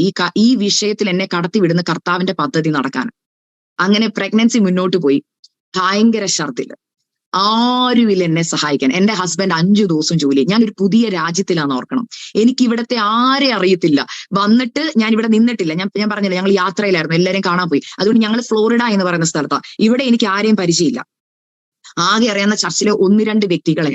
അവർക്ക് അവരുടെ ഇവിടെ എന്ന് പറഞ്ഞ എല്ലാവരും തിരക്കാ, എല്ലാവരും ജോലിക്കാരാ. ഞാൻ വീടിന്റെ പുറത്തിറങ്ങുമ്പോൾ ഒരു മനുഷ്യ കുഞ്ഞിനെ കാണാൻ പറ്റും. നമ്മള് നാട്ടിൽ പാഴ്സനേജ് ജനിച്ചു വളർന്ന ഒരാളാ. നമ്മുടെ വീട്ടിൽ എപ്പോഴും ആളും ബഹളവാ. ഞാൻ ഇവിടെ വന്നിട്ട് ഞാൻ നോക്കുമ്പോൾ ഞാനും ഹസ്ബൻഡ് വെളുപ്പിനെ ജോലിക്ക് പോകും, രാത്രി തിരിച്ചു വരും, കിടന്നുറങ്ങും, രാവിലെ എഴുന്നേക്കും. ഞാൻ നോക്കുമ്പോൾ ഡോറ് തുറന്ന് നോക്കുമ്പോൾ ഒരു മനുഷ്യ കുഞ്ഞിനെ കാണാനില്ല. കുറെ വണ്ടികൾ അങ്ങോട്ടും ഇങ്ങോട്ടും പോകുന്നു. ഇതെല്ലാം കൂടെ ആയിട്ട് എനിക്ക് ഭയങ്കര വിഷമം, നിരാശ, സങ്കടം. എപ്പോഴും ഇരുന്ന് ഞാൻ എപ്പോഴും കരച്ചില്ല. മമ്മിയെ വിളിച്ചിട്ട് പറയുക, മമ്മി ഛർദില്, ഭക്ഷണം കഴിക്കാൻ പറ്റത്തില്ല. അപ്പൊ ഞാൻ മമ്മിയെ വിളിച്ചു, മമ്മി ഞാൻ ഇപ്പം നാട്ടിൽ വരും, എനിക്കിവിടെ നിൽക്കാൻ പറ്റത്തില്ല. മമ്മി പറഞ്ഞു, പ്രാർത്ഥിച്ച് ഉപവസിച്ച് വാക്തത്വം പ്രാപിക്കാൻ വേണ്ടി ഞങ്ങളെ പ്രാർത്ഥിച്ച് നിന്നെ രാജ്യത്ത് വിട്ടിട്ടുണ്ടെങ്കിൽ മേല തിരിച്ചു വന്നേക്കല്ല്, അവിടെ ഇരുന്നോണം, ദൈവത്തിന്റെ പദ്ധതി എന്തോ അത് പ്രാപിച്ചെടുത്തോണം. അപ്പൊ ഞാൻ പറഞ്ഞു, മമ്മി എനിക്ക് പ്രാർത്ഥിക്കാൻ പറ്റുന്നില്ല, എനിക്ക് ഭയങ്കര സങ്കടമാണ്. മമ്മി എന്തിനാ സങ്കടം? എനിക്കറിയത്തില്ല. അപ്പൊ മമ്മി പറഞ്ഞു, നീ ഉദ്ദേശിക്കുന്ന പോലെ ജീവിതം പോകുന്നില്ലെന്ന് കണ്ടിട്ടാണോ സങ്കടം? ഞാൻ പറഞ്ഞു, അല്ല മമ്മി, എനിക്കറിയാം ദൈവത്തിന് എന്തോ ഉദ്ദേശമുണ്ട്, അല്ലെങ്കിൽ ഇങ്ങനെ വരത്തില്ല. മമ്മി പറഞ്ഞു, ആത്മാവി പ്രാർത്ഥിക്കും, അഭിഷേകം പ്രാപിച്ചതല്ലേ. പക്ഷെ എനിക്ക് ആത്മാവി പ്രാർത്ഥിക്കാൻ പോയിട്ട് ഒരു വാക്ക് പോലും എന്റെ വായി പ്രാർത്ഥിക്കാൻ വേണ്ടി വരുന്നില്ല. എനിക്ക് ആകെ അറിയാവുന്ന ഒരു കാര്യം, ഞാൻ 24 മണിക്കൂറും കരയുക. 24 മണിക്കൂർ, രാത്രിയിലും കരയും, രാവിലെയും കരയും. കരയുന്നത് എന്താണെന്ന് എന്നോട് ഒരാൾ ചോദിച്ചു. എനിക്ക് അതിന്റെ റീസൺ പറയാൻ അറിയത്തില്ല. അപ്പൊ ഞാൻ ഓർത്ത്, കർത്താവെ എന്തുവാ, എന്നോടൊന്ന് സംസാരിക്കുക. എനിക്ക് പ്രാർത്ഥിക്കുമ്പോൾ സാധാരണ നമുക്കറിയാം, നമ്മൾ പ്രാർത്ഥിച്ചെഴുന്നേൽക്കുമ്പോൾ കർത്താവ് നമ്മുടെ പ്രാർത്ഥന കേൾക്കുന്നുണ്ടെന്ന് നമുക്കറിയാം. അതുപോലെ തന്നെ നമുക്കൊരു സമാധാനമുണ്ട്. ഇതൊന്നുമില്ല. അപ്പൊ എനിക്ക് മനസ്സിലായി, എനിക്ക് ഫീൽ ചെയ്യുന്ന ഫീലിംഗ് ഇതാണ്, കർത്താവും ഞാനും തമ്മിൽ വലിയൊരു ഗ്യാപ്പ് ഉണ്ട്. എനിക്കത് വ്യക്തമായി മനസ്സിലാക്കി. ഈ ഗ്യാപ്പ് എന്താന്ന് മനസ്സിലാക്കാൻ ദൈവസന്നിധി ഇരിക്കേണ്ടി വന്നു. ഞാൻ പ്രാർത്ഥിക്കുന്ന പ്രാർത്ഥന മുകളിലോട്ട് പോകുന്നില്ല, എന്തോ ഒരു വലിയ തടസ്സം. ആ തടസ്സം കണ്ടുപിടിക്കാനുള്ള യാത്രയിൽ എന്നെ ദൈവം പഠിപ്പിച്ചത്, മോളെ ഞാൻ നിന്നെ ഒന്ന് തകർക്കാൻ പോവാ, ഞാൻ നിന്നെ ഒന്നുകൂടെ ഒന്ന് തകർക്കാൻ പോവാ. അപ്പൊ എനിക്കത് അപ്പം അറിയത്തില്ല. അതായത് നമ്മൾ പറഞ്ഞാൽ വെള്ളിയെ തീയിലോട്ടിടുന്ന ഒരവസ്ഥ. വെള്ളിയെ തീയിലിട്ടാ എന്താ സംഭവിക്കുന്നറിയോ? ഇതിന്റെ അശുദ്ധി എല്ലാം പുറത്തേക്ക് ഇങ്ങനെ വരും. അശുദ്ധി മൊത്തം പുറത്തു വരും. എത്ര അത് അടച്ചു വെക്കാൻ ശ്രമിച്ചാലും വെള്ളി തീയിൽ ഇട്ടുപോയിട്ടുണ്ടോ അതിന്റെ അഴുക്ക് മൊത്തം ഇങ്ങനെ പുറത്ത് പതഞ്ഞു വന്നുകൊണ്ടിരിക്കും. പതഞ്ഞ് ഇത് പുറത്തു വരും. വന്ന് അല്പസമയം കഴിയുമ്പോൾ ഇതിന്റെ അശുദ്ധി എല്ലാം മാറും. തട്ടാൻ അതിനെ എടുത്ത്, എങ്ങനെ വെള്ളി ക്ലിയർ ആയോന്നാണ് അറിയുന്നതെന്നറിയോ? വെള്ളി ശുദ്ധി ഉള്ളതാണെന്ന് അറിയുന്നത് ആ വെള്ളി തീയിൽ അല്പം നേരെ ഇട്ട് ഇതിന്റെ അശുദ്ധി എല്ലാം പോയതിനു ശേഷം തട്ടാനെടുത്ത് തട്ടാന്റെ മുഖത്തിന് നേരെ വെക്കുമ്പോൾ തട്ടാന്റെ മുഖം അത് കാണാൻ പറ്റും. അപ്പോൾ എനിക്കൊരു കാര്യം മനസ്സിലായി, എന്നെ ദൈവം തീയിലിടുക. കാരണം എനിക്ക് തീക്കകത്ത് കിടക്കുന്ന ഒരു ശോധനയാണ്. എനിക്ക് ഭർത്താവിൽ നിന്ന് പ്രശ്നമില്ല, കുടുംബങ്ങളിൽ നിന്ന് പ്രശ്നമില്ല. എന്നോടിപ്പോ ഒരു പ്രശ്നം ചോദിച്ച ആൾക്കാർ ഞാൻ കരയുമ്പോൾ വിചാരിക്കുന്ന എന്താ, അവർക്ക് എന്തോ അവിടെ പ്രശ്നമുണ്ട്. എനിക്കിവിടെ ഒരു പ്രശ്നവും ഇല്ല, എനിക്കിത് പറയാനും അറിയത്തില്ല. ആകെ അറിയാവുന്നത് എനിക്ക് മനസ്സിനകത്ത് വല്ലാത്തൊരു ഭാരമാണ്. കാര്യം ചോദിച്ചാൽ അറിയത്തില്ല. എന്നാൽ ദൈവമക്കളെ അങ്ങനെ കരഞ്ഞുകൊണ്ടിരിക്കുമ്പോൾ എനിക്ക് ഇന്നും ഓർമ്മയുണ്ട്, ദൈവശബ്ദം ഞാൻ കേൾക്കുകയാ. എനിക്ക് കേൾക്കുക എന്ന് പറഞ്ഞാൽ, ഞാൻ പറഞ്ഞല്ലോ, വചനത്തിൽ കൂടെ കർത്താവിനോട് സംസാരിക്കുന്ന വാക്യം ഇതായിരുന്നു. 1 പത്രോസ് 2-ാം അധ്യായം അതിന്റെ 1-ാം വാക്യം, ആകയാൽ നിങ്ങളിലെ എല്ലാ അസൂയയും ചതിവും വ്യാജഭാവവും നീക്കി ഇപ്പോൾ ജനിച്ച ശിശുക്കളെ പോലെ വളരുവാൻ വചനം എന്ന മായമില്ലാത്ത പാൽ കുടിപ്പാൻ വാഞ്ചിപ്പിൻ. എനിക്ക് അന്ന് വരെയുള്ള വചനം വായിക്കും. എങ്ങനെയാണെന്നറിയാമോ? എന്റെ ചിന്ത, ഞാൻ രാവിലെ എഴുന്നേറ്റ് ബൈബിള് വായിച്ചാൽ ഞാൻ ദൈവത്തിന്റെ പൈതല, ഞാൻ രാവിലെ എഴുന്നേറ്റ് പ്രാർത്ഥിച്ചാൽ ഞാൻ ദൈവത്തിന്റെ പൈതല. അപ്പൊ ഞാൻ രാവിലെ ബൈബിൾ വായിക്കുന്ന എങ്ങനെയാ? മമ്മി പറഞ്ഞിട്ടുണ്ട്, സദൃശ്യവാക്യം എല്ലാ ദിവസവും വായിക്കണം. അതുകൊണ്ട് എന്ത് ചെയ്യും? സദൃശ്യവാക്യം ഒറ്റ ഇരിപ്പിന് ഒറ്റ വായന വായിച്ചു. പുതിയ നിയമത്തിൽ ഒരധ്യായം വായിക്കും, പഴയ നിയമത്തിൽ ഒരധ്യായം. കാരണം ബൈബിൾ വായിച്ചു തീർക്കണം, എന്റെ ആഗ്രഹമാണ്. വായിക്കുന്നുണ്ടോ? വായിക്കുന്നുണ്ട്. എന്നാ വല്ലതും ഗ്രഹിക്കുന്നുണ്ടോ? എനിക്ക് ഗ്രഹിക്കേണ്ട കാര്യമില്ലല്ലോ. കാരണം എന്താ? ഞാൻ രക്ഷിക്കപ്പെട്ടതല്ലേ, എനിക്ക് വചനം അറിയാമല്ലോ. ഞാൻ എന്തിനാ ഗ്രഹിക്കുന്നേ? ഈ പറയുന്ന ഈ പത്രോസിന്റെ പുസ്തകം നമ്മൾ കുറേ വട്ടം ഞാൻ വായിച്ചിട്ടുള്ള വചനം. എനിക്ക് അതിനകത്തുനിന്ന് എന്നോട് സംസാരിക്കുന്ന പോലെ ഒന്നും ഇതിനു മുമ്പ് തോന്നിയിട്ടേയില്ല. അപ്പൊ ഈ ചതിവ്, വ്യാജഭാവം എന്നൊക്കെ പറയുമ്പോൾ എന്റെ ചിന്ത എന്താണെന്നറിയോ? ഇതൊക്കെ ജാതികളോടുള്ളവ, അതായത് മറ്റുള്ളവരോടുള്ളവ, കർത്താവിനെ അറിയാത്തവരോടുള്ള, ഇതൊന്നും അക്സയ്ക്ക് ബാധകമേ അല്ല. എന്നാൽ ആ ദിവസം കർത്താവ് എന്നെ തൊട്ടു. കർത്താവ് പറഞ്ഞു വായിക്കാൻ. ഞാൻ ഇരുന്ന് വായിക്കുമ്പോൾ ദൈവമക്കളെ, അതുവരെ എനിക്ക് ഒരധ്യായം ഈസി ആയിട്ട് വായിക്കാം. എന്നാൽ അന്ന് വായിക്കാൻ പറ്റുന്നില്ല. ഞാൻ ആ ഒന്നാമത്തെ വാക്യത്തിൽ നിൽക്കുക. എത്ര ദിവസം എടുത്തെന്നറിയാം ആ ഒന്നാമത്തെ വാക്യം തീരാൻ? 1 മാസം എടുത്തു. 1 മാസം. എല്ലാ ദിവസവും ഞാൻ ഇത് തുറക്കും, വായിക്കും. ക്ലിയർ ആവുന്നില്ലല്ലോ, ഞാൻ മാറ്റുന്നില്ലല്ലോ. അപ്പൊ ഞാനിരുന്ന് വായിക്കും. ചതിവ്, ഞാൻ ആരെയെങ്കിലും ചതിച്ചിട്ടുണ്ടോ? ചതിവ് എന്ന് പറയുമ്പോൾ നമ്മൾ ഉദ്ദേശിക്കുന്ന ചതിവ് പല രീതിയിലാണ്. നമ്മൾ ഒരാളെ ചതിച്ചു എന്ന് എപ്പോഴാ പറയുന്നത്? നമ്മൾ ഒരു വാക്ക് കൊടുത്തിട്ട് നമ്മളത് പാലിക്കാതെ വന്ന എന്തുവാ നമ്മളെ വിളിക്കുന്ന പേര്? നമ്മൾ ഒരാൾക്ക് വാക്ക് കൊടുത്തു, നാളെ 10 മണിക്ക് 1 ലക്ഷം രൂപ തന്നേക്കാം എന്ന് ഒരാൾ വാക്ക് കൊടുത്തു. പിറ്റേ ദിവസം നമ്മൾ ആ വ്യക്തിക്ക് പൈസ കൊടുക്കാതെ വന്നാൽ നമ്മളെ വിളിക്കുന്ന പേരെന്താ? ആ വ്യക്തി അവൻ ചതിയനാ, വാക്ക് പറഞ്ഞിട്ട് പാലിച്ചില്ല. ഇപ്പൊ ഞാൻ ഓർത്ത് ഞാൻ ഇന്ന് വരെ ആരെയും ചതിച്ചിട്ടില്ലെന്നായിരുന്നു. ഞാൻ ആരെയും ചതിച്ചിട്ടില്ല. എന്നാൽ ദൈവമക്കളെ, അന്ന് ഞാൻ വചനം വായിക്കുക, കർത്താവിനോട് പറയാം, നിനക്ക് ആരെ ഓർമ്മ വരുന്നില്ലേ ചതിച്ചെന്ന്? ഇല്ല. അന്ന് എനിക്ക് മനസ്സിലായി ഇതിങ്ങനെ പൊങ്ങി വരാൻ തുടങ്ങി. എന്റെ അശുദ്ധി എല്ലാം പൊങ്ങി വരുക. വന്ന അശുദ്ധി എന്താ? പലപ്പോഴും ഞാൻ കർത്താവിന് വാക്ക് കൊടുത്തിട്ടുണ്ട്. കർത്താവെ, ഈ പുതിയ വർഷം ഞാൻ ഉറപ്പായും 1 മണിക്കൂർ എല്ലാ ദിവസവും ദൈവസന്നിധി ഇരുന്ന് പ്രാർത്ഥിച്ചോളാം. ചെയ്യുവോ? ആദ്യത്തെ 1 മാസം. പിന്നെ എന്ത് ചെയ്യും? കർത്താവെ, അങ്ങേക്കറിയാലോ ഭയങ്കര ക്ഷീണ, ഞാൻ കിടന്നുറങ്ങുക കേട്ടോ. ഞാൻ പറയും, കർത്താവെ, ഞാൻ ഇന്ന കാര്യം കർത്താവിന്റെ നാമത്തിന് വേണ്ടി ചെയ്തോളാം. ഇതിന്റെ സീരിയസ്നെസ് മനസ്സിലാക്കി. ഇന്ന് എനിക്ക് തരാനുള്ള വചനം അത് തന്നെ. അതേ മക്കളെ, എന്നോട് കർത്താവ് ഇപ്പോൾ സംസാരിക്കുന്ന വചനം അത് തന്നെ. പലപ്പോഴും നമുക്ക് ആ വചനത്തിന്റെ സീരിയസ്നെസ് അറിയത്തില്ല. ചതിവ്, നമ്മൾ ചിലപ്പോൾ ഭാര്യയോ ഭർത്താവിനെയോ മക്കളെയോ അപ്പനെയോ അമ്മയോ ഒന്നും ചതിച്ചിട്ടുണ്ടാവില്ല. അല്ലെങ്കിൽ ചിന്തിച്ചു നോക്കണം, നമ്മൾ ആരോടെങ്കിലും മാനുഷികമായി വാക്ക് കൊടുത്തിട്ട് നമ്മൾ അത് പാലിക്കാതെ വന്നാൽ കർത്താവിന്റെ മുമ്പിൽ അത് ചതിവായി തന്നെ കർത്താവ് കാണും. അപ്പൊ പറയുക, എല്ലാ ചതിവും. പിന്നെ എന്തോ പറയുന്നേ? വ്യാജഭാവം. എന്നെ ടച്ച് ചെയ്ത ഭാഗങ്ങൾ ഞാൻ നിങ്ങളോട് പറയുക. വ്യാജഭാവം. എന്തുവാ ഈ വ്യാജഭാവം? എനിക്ക് അതുവരെ അറിയത്തില്ല വ്യാജഭാവം എന്താ. അപ്പൊ ഞാനിങ്ങനെ അന്ന് തൊട്ട് ഞാൻ വചനം പഠിക്കുമ്പോൾ ഞാൻ വായിക്കുന്നത് ഇങ്ങനെയാ. ഇതിനെ പിരിച്ചെഴുതും. മലയാളത്തിൽ അറിയാമല്ലോ നിങ്ങൾക്ക്, പിരിച്ചെഴുതുക എന്ന് പറയുന്ന ഒരു ഇതുണ്ടല്ലോ, വ്യാജഭാവം. ഇപ്പൊ ഞാൻ കർത്താവിനോട് ചോദിച്ചു, കർത്താവ് എന്തു ഈ വ്യാജഭാവം? ഇപ്പൊ കർത്താവ് പറയാ, നിനക്ക് അതുണ്ട്. എന്തുവാ ഉണ്ട്? ഞാൻ ചർച്ചിൽ പോകുന്ന ആളല്ലേ, ഞാൻ എന്നും ഉപവസിക്കുന്ന ആളല്ലേ, ഞാൻ ഒരു പ്രാർത്ഥന പോലും മുടക്കിയിട്ടില്ലല്ലോ. കർത്താവ് പറഞ്ഞു, ഇതൊന്നും അല്ല എന്റെ ചോദ്യം, നിനക്ക് വ്യാജഭാവമുണ്ട്. എന്തുവാ? എന്റെ മുമ്പിൽ വരുന്ന വ്യക്തികളെ എനിക്ക് ഇഷ്ടക്കേടുണ്ടെങ്കിൽ, മനസ്സിൽ ഇഷ്ടക്കേടുണ്ട്, എനിക്ക് ഉൾക്കൊള്ളാൻ പറ്റാത്തവരാ. പക്ഷേ അവര് നമ്മുടെ വീട്ടിൽ വന്ന് ഡോറെ കൊട്ടി നമ്മൾ കതക് തുറക്കുമ്പോൾ നമ്മൾ കാണിക്കുന്ന ഭാവം എന്താണെന്നറിയാം? അയ്യോ, ഞാൻ കാണിച്ചിട്ടുണ്ട് കേട്ടോ, ഞാൻ ചെയ്ത തെറ്റ് പറയുന്ന എനിക്ക് ഒരു ഇതുമില്ല. ബിക്കോസ് ദൈവം ഇത് കേട്ടോണ്ടല്ലേ ഇരിക്കുന്നത്. പറഞ്ഞതാ, എനിക്കിതൊന്നും പറഞ്ഞു തരാൻ ആരും ഉണ്ടായിരുന്നില്ല. ഇതൊന്നും പാപമാണെന്ന് എന്നെ ആരും പഠിപ്പിച്ചു തന്നിട്ടില്ല. അങ്ങനത്തെ വചനവും ഞാൻ കേട്ടിട്ടില്ല. എന്നാൽ കർത്താവ് എന്നെ പഠിപ്പിച്ചും എനിക്കൊരു കാര്യം മനസ്സിലായി. എന്നെ പഠിപ്പിച്ചതും എനിക്കത് ജയം എടുക്കാൻ കർത്താവ് കൃപ വന്നപ്പോൾ ഇത് ഞാൻ എല്ലാവരെയും പഠിപ്പിക്കും. കാരണം ഇത് മറഞ്ഞു കിടക്കുന്ന പാപം. എനിക്കൊരു ആന്റിയെ ഇഷ്ടമല്ല. എന്നാൽ ആ ആന്റി എന്റെ വീട്ടിൽ കടന്നു വരുമ്പോൾ ഇഷ്ടക്കേടുള്ളപ്പോഴും ഞാൻ ചെന്ന് എങ്ങനെയാ ഡോറ് തുറക്കുന്നേ? അയ്യോ ആന്റി, എന്തുകൊണ്ട് വിശേഷം? ഒത്തിരി നാളായല്ലോ കണ്ടിട്ട്. അയ്യോ ആന്റി, എനിക്ക് ഭയങ്കര മിസ് ചെയ്തു കേട്ടോ, എന്തുകൊണ്ട് വിശേഷം? ആ ചായയൊക്കെ കുടിക്ക്. ഉള്ളിൽ എന്തുവാന്നറിയാമോ? ഇഷ്ടക്കേടാ. അതൊരു ദൈവ പൈതലാവാം. കർത്താവിനെ രക്ഷിതാവായി സ്വീകരിച്ച് സ്നാനപ്പെട്ട് അഭിഷേകം പ്രാപിച്ച ഒരു വ്യക്തിയായിരിക്കാം നിങ്ങളുടെ മുമ്പിൽ ഇരിക്കുന്നത്. ചിലപ്പോൾ അവരോട് നിങ്ങൾക്ക് ഏതെങ്കിലും തരത്തിലായിരിക്കാം ദേഷ്യം. എന്തെങ്കിലും അവർ പറഞ്ഞൊരു വാക്കോ, അല്ലെങ്കിൽ നിങ്ങൾക്ക് തന്നെ തോന്നുന്ന ഒരു ദേഷ്യമാവാം. അത് ശുശ്രൂഷാപരമായി തോന്നുന്ന അസൂയാവാം, നമുക്കറിയത്തില്ല. പക്ഷെ നമ്മൾ ആ വ്യക്തിയെ കാണുമ്പോൾ കാണിക്കുന്ന ഭാവം എന്താ? സ്തോത്രം കൊടുക്കുമ്പോൾ നമ്മുടെ മനസ്സിൽ കൂടെ പോകുന്ന ഭാവം എന്താ? നമ്മൾ ആത്മാർത്ഥതയോടെയാണ് സ്തോത്രം കൊടുക്കുന്നത്, അതോ ഉള്ളിലൊന്നും പുറമേ വേറൊന്നും? എന്നെ ദൈവം അവിടെ നിർത്തി പഠിപ്പിച്ചു, അക്സ, നിനക്ക് ആ പാപം ഉണ്ട്. ഇത് ഒരാഴ്ച കൊണ്ട് നടക്കുന്നല്ല, വർഷങ്ങളായി എന്റെ ഉള്ളിൽ ഈ പാപം കിടപ്പുണ്ട്. പക്ഷെ ഞാൻ അറിയുന്നില്ല. എന്റെ ചിന്ത എല്ലാരും ഇങ്ങനല്ലേ, പിന്നെ നമുക്ക് ഒരാളോട് ദേഷ്യമുണ്ട്, ആ ദേഷ്യം അങ്ങനെ കാണിക്കണം, എനിക്ക് അതിൻ്റെ ദേഷ്യം ഉണ്ടെന്ന് പറയണം, അതല്ല ഇതിന്റെ അർത്ഥം. അപ്പൊ എന്തുവാ, ഞാൻ കർത്താവിനോട് ചോദിച്ചു, കർത്താവ് അപ്പം അങ്ങനല്ലേ എല്ലാരും ചെയ്യുന്നേ? അപ്പൊ കർത്താവ് പറഞ്ഞു, എല്ലാരും അങ്ങനല്ല ചെയ്യുന്നേ, നിന്റെ തോന്നല.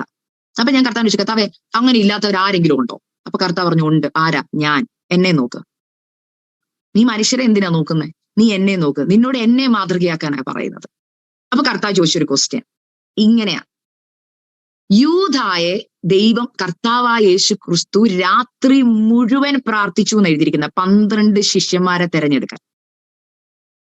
രാത്രി മുഴുവൻ ചെലവഴിച്ച് യൂദായെയും പത്രോസിനെയും എല്ലാം തെരഞ്ഞെടുത്തു.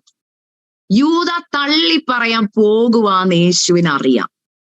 അതിന് തൊട്ടു മുമ്പ് യേശു ചെയ്ത ഒരു കാര്യം എന്നെ ചിന്തിപ്പിച്ചു. കർത്താവ് എന്നോട് സംസാരിച്ചു, മോളെ എനിക്കറിയാം യൂദ എന്നെ ഒറ്റിക്കൊടുക്കാൻ പോവാം. ഞാൻ കൂടെ കൊണ്ട് നടന്നവനാ, ഞാൻ ചേർത്ത് പിടിച്ചവനാ. അവൻ എന്നെ ചതിക്കുവാന്ന് അറിഞ്ഞിട്ടും ഞാൻ അവന്റെ കാൽ കഴുകി, അവന് അപ്പം വീഞ്ഞിൽ മുക്കി അവന്റെ കയ്യിൽ കൊടുത്തു. ഞാൻ അവനെ സ്നേഹിച്ചു. അത് ഒരിക്കലും മനസ്സിൽ ഇവൻ ചതിയനാണ് എന്ന് വെച്ചല്ല ഈ 3.5 വർഷം ഞാൻ അവനെ കൊണ്ടു നടന്നു. അവൻ ആരോ അങ്ങനെ തന്നെ ഞാൻ അവനെ ഉൾക്കൊണ്ടു. അവന്റെ കുറവ് അറിയാം, എന്നിട്ടും ഞാൻ അവനെ ഉൾക്കൊണ്ടു. അത് അകത്ത് പക വെച്ചുകൊണ്ട് പുറത്ത് ചിരിച്ചില്ല. ഇതുപോലെ തന്നെയാ പത്രോസും. പത്രോസ് യേശുവിനെ തള്ളി പറഞ്ഞിട്ടും, ഞാൻ പറഞ്ഞല്ലോ ഇന്നലെ ഞാൻ ആ വചനം പറഞ്ഞു, 40 ദിവസങ്ങൾക്ക് ശേഷം യേശു ഉയർത്തെഴുന്നേറ്റതിന് ശേഷം പത്രോസിന്റെ അടുക്കൽ ചെല്ലുമ്പോൾ നമ്മൾ കാണുന്നൊരു കാഴ്ചയുണ്ട്. പത്രോസിനെ 100% ഹൃദയത്തിൽ വിശ്വാസവും സ്നേഹം കൊണ്ടാ പത്രോസിനെ വിളിക്കുന്നത്. പത്രോസേ, നീ ഇതിലും അധികമായി എന്നെ സ്നേഹിക്കുന്നുണ്ടോ? എന്തെങ്കിലും പക വെച്ചുകൊണ്ടാണോ? എന്നെ തള്ളി പറഞ്ഞ പത്രോസേ എന്നാണോ യേശു പറഞ്ഞ? അല്ല. അവിടെ കർത്താവ് കാണിക്കുന്ന ഭാവം സ്നേഹത്തിന്റെ ഭാവം. അപ്പൊ നമ്മളിൽ മറഞ്ഞു കിടക്കുന്ന പാപം എന്തൊക്കെയാ? നമ്മളിൽ ചതിവുണ്ടോ? വ്യാജഭാവമുണ്ടോ? അത് ആരോടുവാം? കർത്താവിന്റെ അഭിഷക്തരോടാവാം. ചിലപ്പോൾ ഇഷ്ടക്കേടുകൾ, ഞാനിപ്പോഴും പറയും ശുശ്രൂഷയിൽ ഇഷ്ടക്കേടുകൾ വരുന്നവരുണ്ട്. എന്നാൽ നമ്മൾ അവരെ എങ്ങനെ ഉൾക്കൊള്ളേണ്ടത്? സ്നേഹത്തിൽ.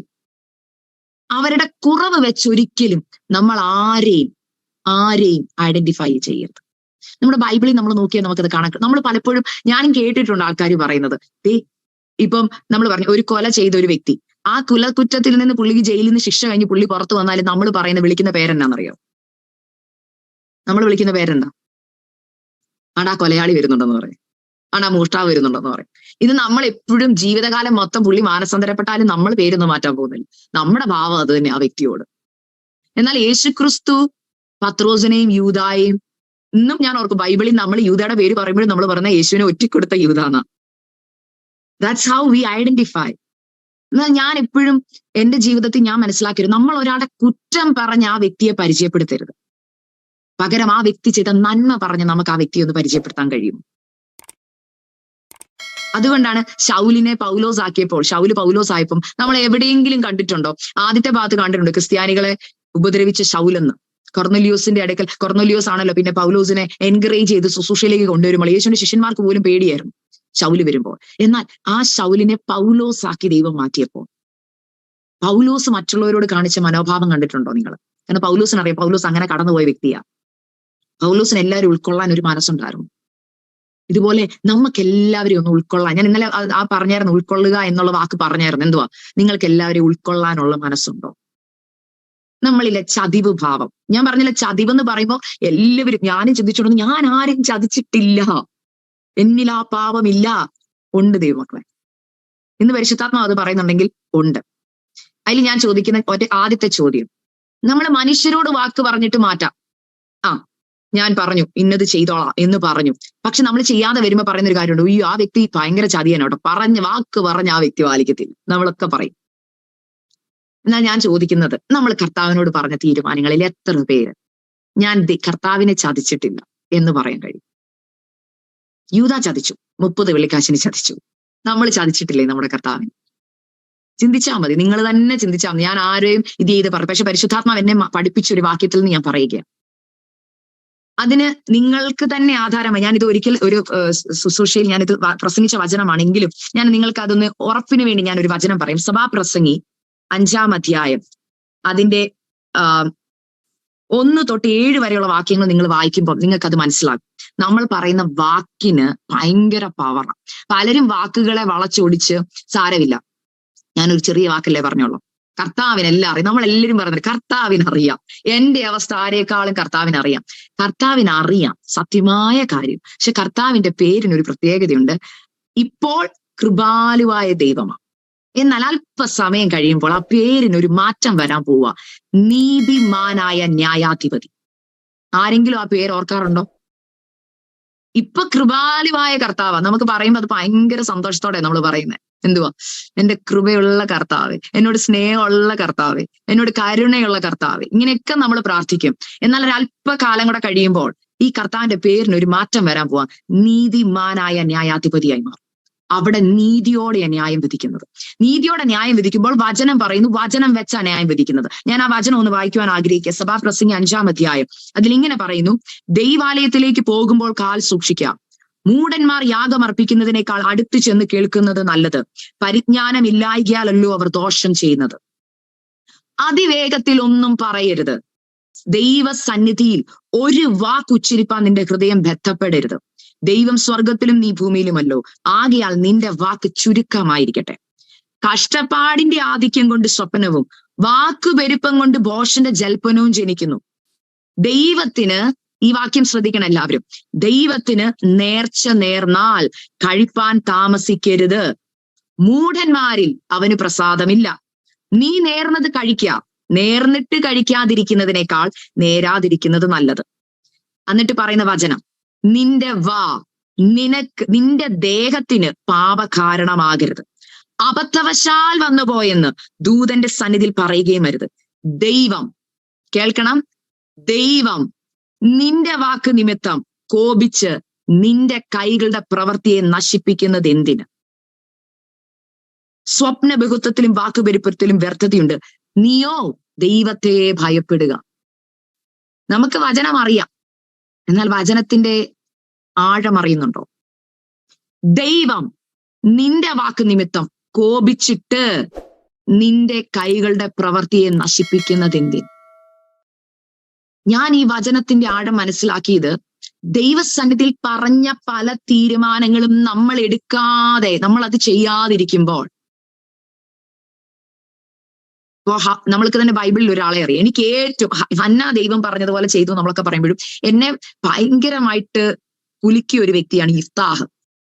ഇഫ്താഹ് ദൈവസന്നിധിയിൽ ഒരു നേർച്ച നേർന്നു. എന്തുവാ? കർത്താവെ, എനിക്ക് ഈ യുദ്ധത്തിൽ ജയം തന്നാൽ ഞാൻ ഭവനത്തിൽ ചെല്ലുമ്പോൾ എന്നെ ആദ്യം എതിരേറ്റു വരുന്നത് ആരോ അവനെ എന്ത് ചെയ്തോളാം? യാഗം കഴിച്ചോളാം.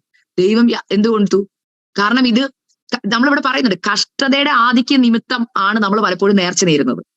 കഷ്ടതയുടെ ആധിക്യം. എപ്പം നമ്മൾ നേർച്ച നേരും? സ്വപ്ന ബഹുത്വം എന്ന് വെച്ചാൽ ഒത്തിരി സന്തോഷം വരുമ്പോഴങ്ങ് നേർച്ച നേരും. ഈ രണ്ടും നമ്മുടെ ഭാഗത്തെ ഒരു കുറവാണ്. കഷ്ടപ്പാട് വരുമ്പോൾ, ഇപ്പൊ തലമുറയുടെ കല്യാണം നടക്കുന്നത് ഉടനെ നേരുവാ, കർത്താവേ എന്റെ തലമുറയുടെ കല്യാണം നടന്നാൽ ഞാൻ ഇന്നത് കർത്താവിന് വേണ്ടി ചെയ്തോളാം. തലമുറയുടെ കല്യാണം കഴിഞ്ഞു കൊച്ചുമക്കളും ആയാലും ചിലർ ആ തീരുമാനം ചെയ്യത്തില്ല. അപ്പൊ എന്ത് ചെയ്യുന്നറിയോ? ദൈവം ഒരു പിടി പിടിക്കും. എന്തിനാണെന്നറിയോ? ഈ വാക്ക് നമുക്ക് ഹോൾഡായി കിടക്കുക, കൊളുത്തുപോലെ കിടക്കുക. ചിലർ തീരുമാനം എടുക്കും, എന്റെ തലമുറയ്ക്ക് ഒരു ജോലി കിട്ടിക്കഴിഞ്ഞാൽ 1 മാസം പോലും മുടങ്ങാതെ ഞാൻ കറക്റ്റായിട്ട് ദശാംശം കൊടുത്തോളാം. എന്നാൽ വീട്ടിൽ കഷ്ടപ്പാടും ഞെരുക്കവും രണ്ടറ്റം കൂട്ടിമുട്ടിക്കാൻ പറ്റാത്തൊരവസ്ഥ വരുമ്പോൾ എന്ത് ചെയ്യും? ദശാംശം കൂടെ എടുത്ത് നമ്മൾ കാര്യങ്ങൾ, കർത്താവ് ഞാൻ എല്ലാം കൂടെ കൂട്ടി അവസാനം തന്നേക്കാം, ഈ വർഷത്തിന്റെ അവസാനം എന്തായാലും തന്നേക്കാം. പക്ഷെ അവസാനം വരുമ്പോൾ ഒരു കുഴപ്പമുണ്ട്, വർഷത്തിന്റെ അവസാനം വലിയൊരു തുകയാ. അപ്പൊ ആ വലിയൊരു തുക കൊടുക്കാനും ബുദ്ധിമുട്ടാ. ഇച്ചിരി ആയിരുന്ന കുഴപ്പമില്ലായിരുന്നു. ഞാനിത് പറയുന്നത് പലരും ഈ വിഷയത്തിൽ കുടുങ്ങി കിടക്കുന്നത് കൊണ്ടാണ് ഞാനിത് പറയുന്നത്. പറയണം, പറഞ്ഞ് ദൈവാത്മാവ് പറയുമ്പോൾ നമ്മൾ അതിന് വിധേയപ്പെടണം. ചിലരുണ്ട് ഗർഭിണിയായി തലമുറയുടെ കാര്യത്തിൽ വിഷമം വരുമ്പോൾ പെട്ടെന്ന് തീരുമാനം എടുക്കും, കർത്താവ് എനിക്ക് തരുന്ന തലമുറയെ ഞാൻ എന്ത് ചെയ്തോളാം? കർത്താവിന് വേണ്ടി കൊടുത്തോളാം. എന്നാൽ കുഞ്ഞു വന്ന് മിടുക്കനാ, ഭയങ്കര പഠിക്കാൻ ഭയങ്കര ബഹുമെടുക്കനാ. അപ്പൊ പറയും, കർത്താവ് ജോലിയോടുകൂടെ ചെയ്താ പോരെ, അവൻ എഞ്ചിനീയറിങ്ങിന് പൊക്കോട്ടെ, അവൻ ഡോക്ടർ ആയിക്കോട്ടെ, ഞാൻ പക്ഷെ ജോലിയോടുകൂടെ അവൻ എന്ത് ചെയ്തോളും? കർത്താന്റെ വേല ചെയ്തോളും. അതായത് 2 തോണിയുണ്ട്. പക്ഷെ പറഞ്ഞ വാക്ക് ജോലിയോടുകൂടെ എന്നല്ല. അപ്പം എന്താ പറഞ്ഞേ? ഡെലിവറി ക്രിട്ടിക്കലാ, അമ്മയോ കുഞ്ഞോ, എടുക്കുന്ന തീരുമാനം എന്താ? ഈ തലമുറ ദൈവത്തിനുള്ളതാ. അപ്പൊ എന്താ സംഭവിക്കുന്നറിയോ? ഈ തലമുറ വളർന്നു വരും, പഠിക്കും, നല്ല ജോലിയൊക്കെ കിട്ടും, പക്ഷെ ഭാവി കാണാൻ കഴിയത്തില്ല. എവിടെ തൊട്ടാലും പ്രശ്നമാണ്. അമ്മയും മറന്നു പോകും, അപ്പനും മറന്നു പോകും തീരുമാനം. പക്ഷെ പ്രശ്നം ഗുരുതരാകുമ്പോൾ ദൈവസന്നിധിയിൽ ഇരിക്കും, പ്രാർത്ഥിക്കും, ഉപവസിക്കും, ഭാവിയില്ല, അല്ലെങ്കിൽ ആ തലമുറയുടെ നന്മ മാതാപിതാക്കൾക്ക് അനുഭവിക്കാൻ കഴിയത്തില്ല. അങ്ങനെ വരുമ്പോൾ ദൈവസന്നിധിയിൽ ഇരിക്കുമ്പോഴെ കർത്താവ് വെളിപ്പെടുത്തുക, പണ്ടൊരു നേർച്ച നേർന്നു. അതുകൊണ്ട് എന്താ സംഭവിക്കുന്നറിയോ? ഇവിടെ നമ്മൾ പിശാചിനെ പോര് പറഞ്ഞിട്ട് കാര്യമില്ല. ഇവിടെ നമ്മുടെ കയ്യിലെ പ്രവർത്തികൾ നഷ്ടമാക്കുന്ന വ്യക്തി ആരാന്ന് ഇവിടെ പറയുന്നുണ്ട്. ആരാ? നിന്റെ നിന്റെ ദേഹത്തിന് പാപകാരണമാകരുത്. എന്നിട്ട് പറയുക, നിന്റെ ദൈവം നിന്റെ വാക്ക് നിമിത്തം കോപിച്ചിട്ട് നിന്റെ കൈകളുടെ പ്രവൃത്തിയെ നശിപ്പിക്കും.